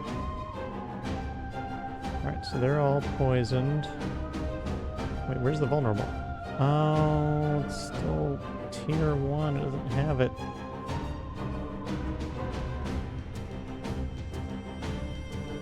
But at least it only costs 1 AP.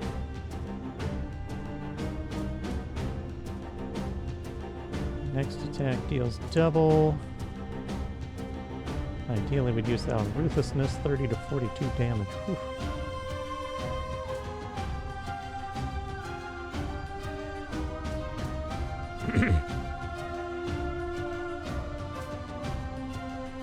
Let's go ahead and mark this guy. Oh, that reset it. Oh, whatever. He's dead anyway. And we got our ultimate.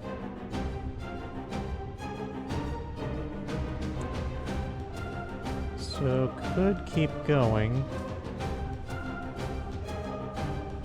But I think we should just move back and save the AP.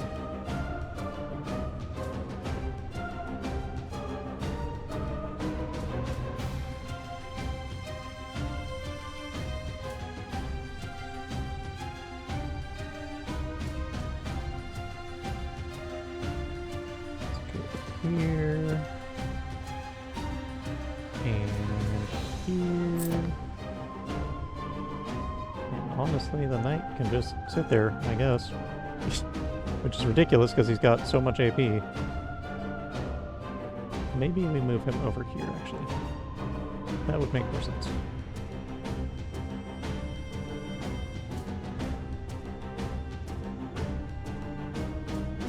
Yeah.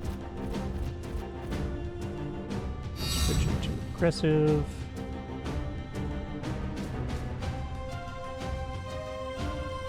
Do what you can.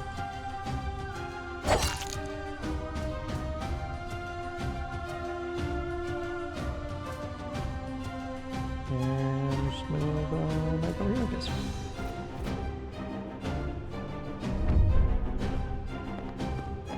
Oh, I probably should have done a team shield because he's probably going to throw a grenade.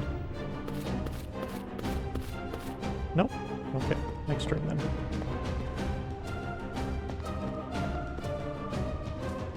And as planned, none of them made it to us.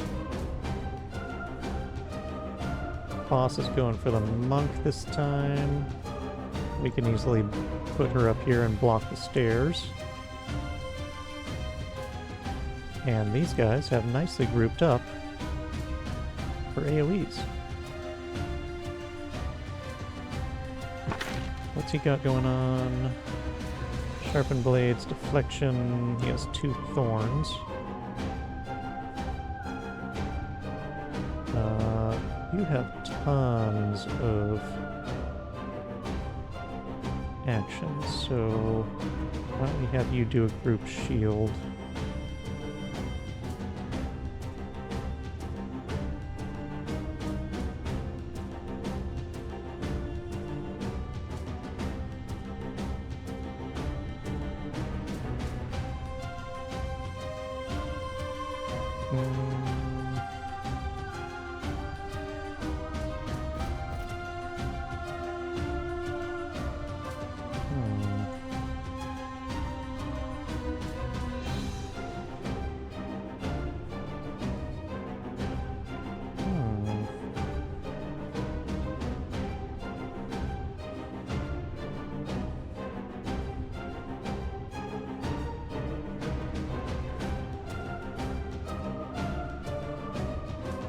I guess she can eat 2 damage.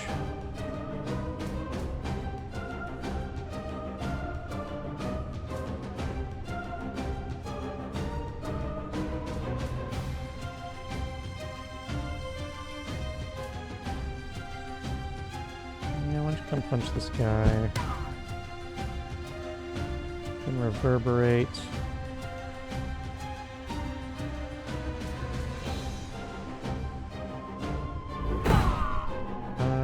Should have done a key blast first.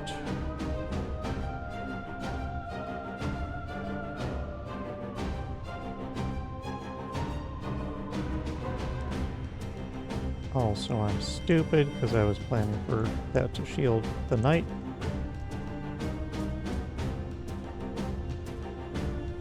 Whatever.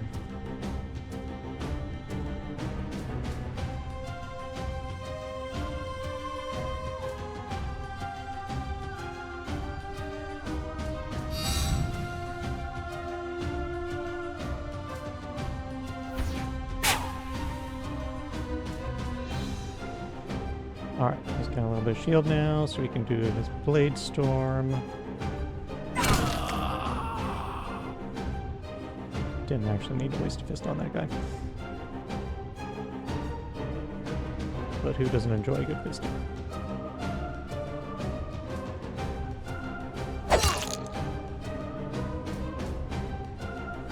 We have Titanic Crush if we wanted it.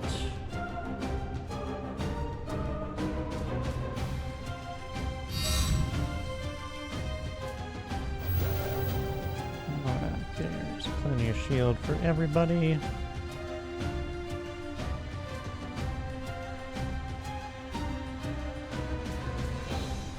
And with that,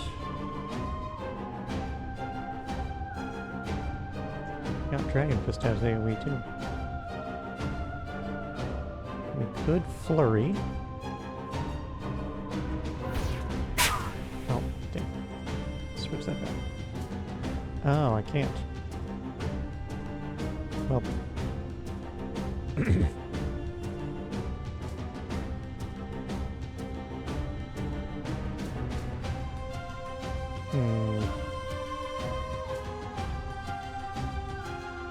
Should we do it now or save it?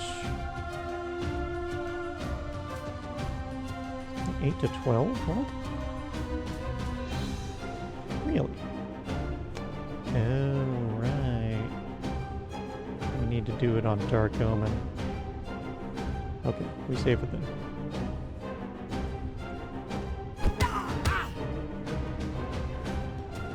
Yep.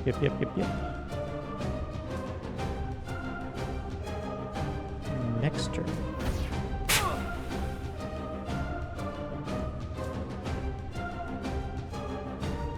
This guy.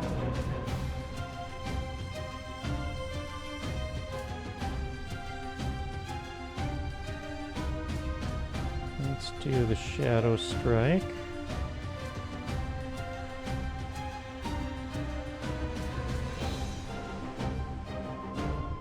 Can I get over to her? I can. Maybe we do that then. I don't like that archer.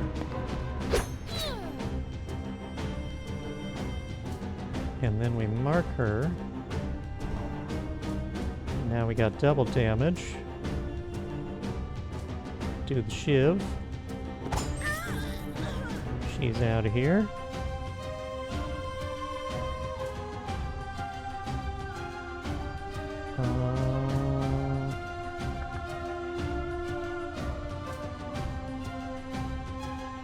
Save 3 for ruthlessness. Can we get back to double? Well, if I mark this guy and I kill him, that'll get me back 1 AP, so yeah, I think we can. So we could do 2... Oh, actually, I could use this to kill him.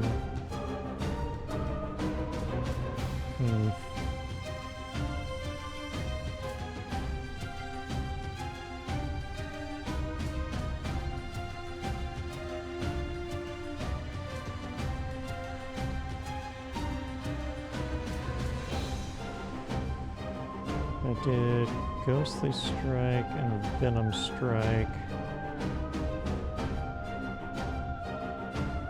before, and then reset with Killing Spree. Then we could Shiv, which would...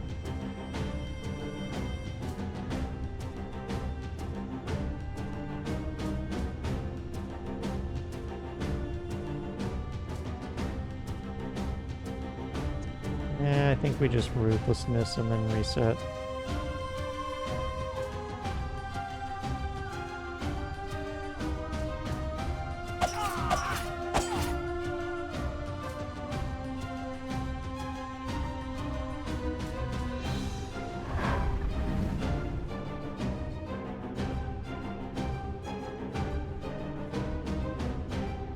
Okay, well, that would definitely work.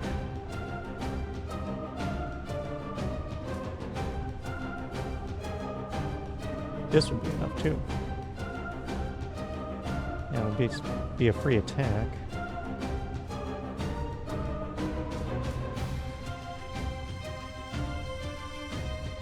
Yeah, why not?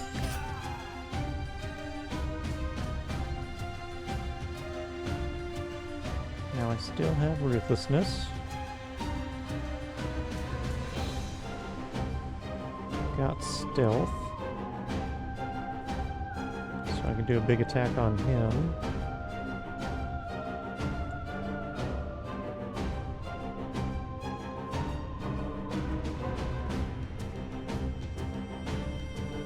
Oh, no I can't. I don't have the movement. Crumb.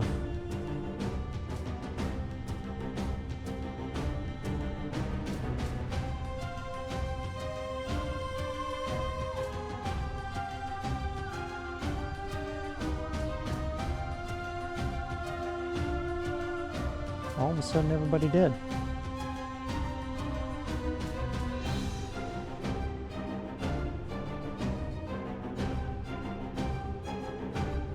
Yeah, I'm used to having an ability on the assassin that resets his movement speed.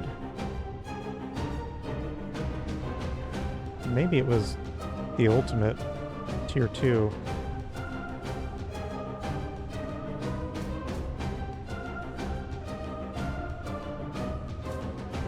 Windwalker tier 4 would also reset movement speed on everybody. But we need to get her away from him.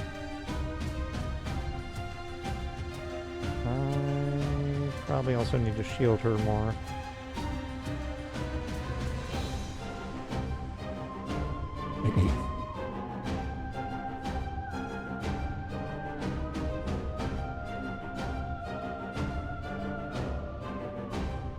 Order of his shield would be 8.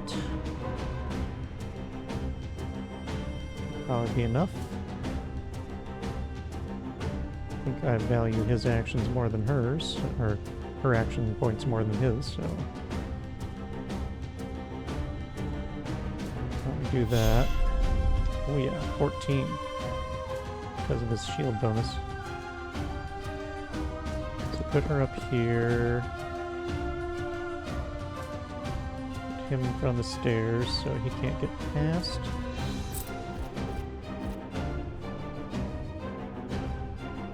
And there we go. Sharpen blades all you like, bro. Yeah. Did the bomb. He didn't even hit her with the bomb, which is wild, I guess, because of the elevation difference. Obviously should put him on the stairs, but I don't know if we can get to it. We can. Okay. Excellent. Got our fan of knives back, but that's obviously not useful to us at this point. So first, more vulnerables.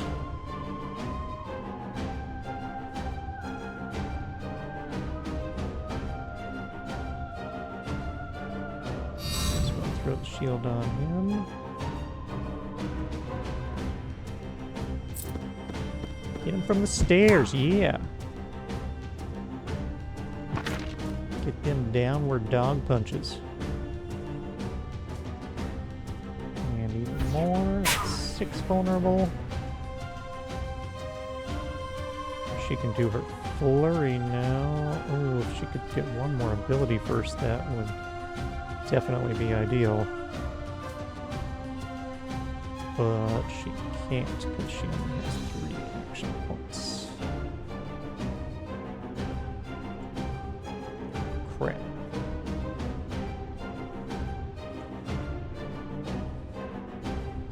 He's got Battle Meditation back up, and next turn we're going to be able to do Inspiring Presence again.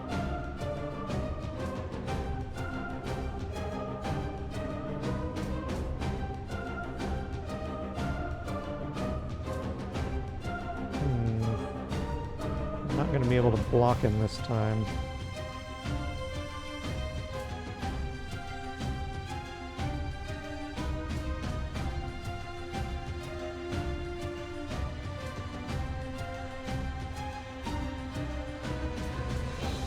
Or am I? Can I just block him in here so he can't go anywhere? I think so. That's sick. Okay, switch to aggressive.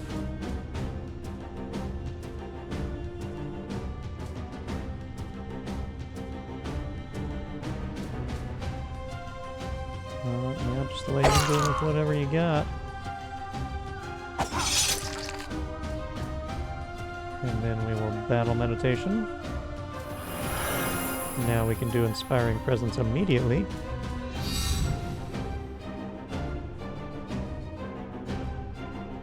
And strike him again.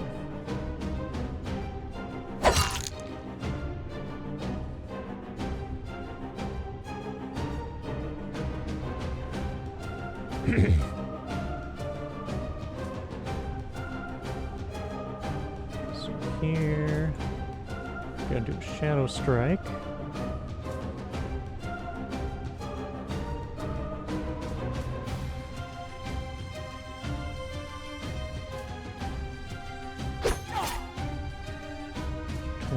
Not bad. And go ahead and mark him. Yeah, I suppose.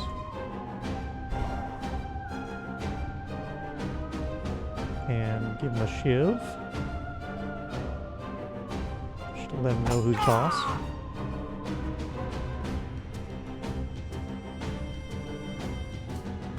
Oh, maybe I should have saved Shadow Strike so I could stealth for this, but double damage time on the Ruthlessness. 66 to 78. Imagine if we were stealthed. Oh. It would be a kill. And guess what? Killing spree is back.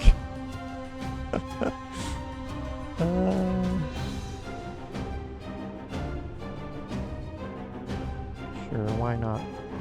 Let the assassin have the glory.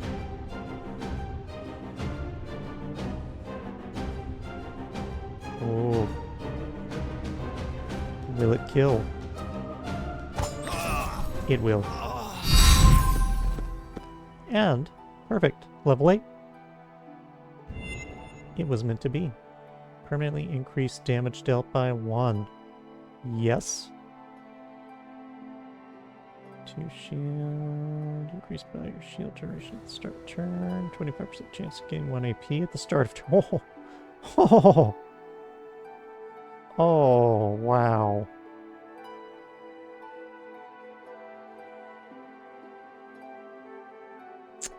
Wow. These are both so good.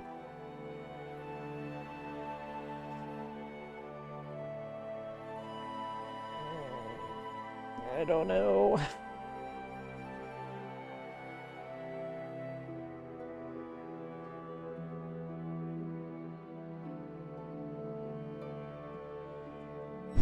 I think I have to go with momentum.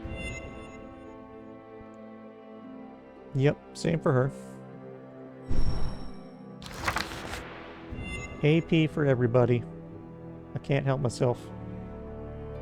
Defensive mastery. Increase the shield bonus of defensive stance to 3 and increase the damage penalty by 1.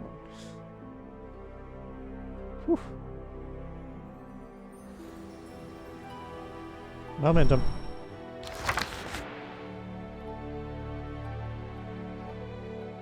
It's a pretty momentous choice, I know.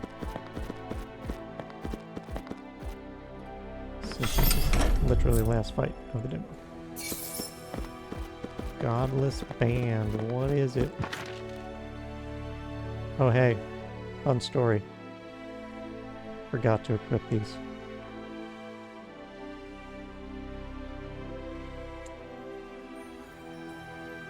Right.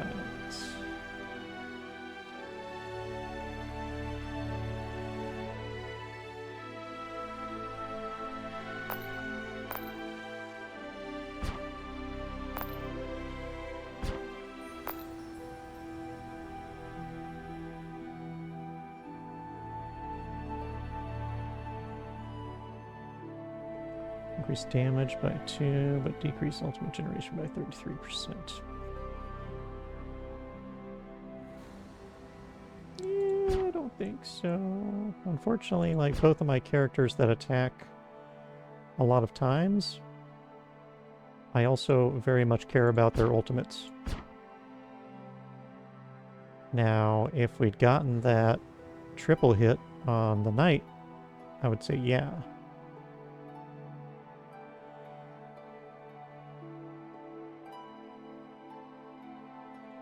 Anyway. Oh, can't leave the gold. We obviously have a use for that.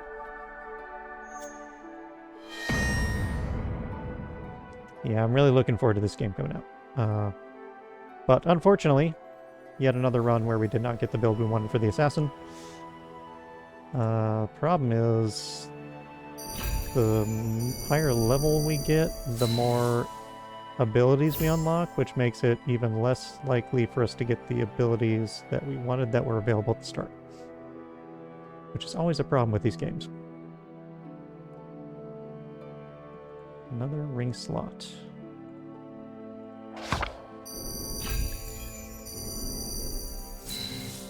So if I'm going to make one more try at it, maybe I start a new run. Or like a new save. Go back to the new save file so that I unlock some of the abilities and we have a better odds of getting what we want. But for now, that is all. Farewell.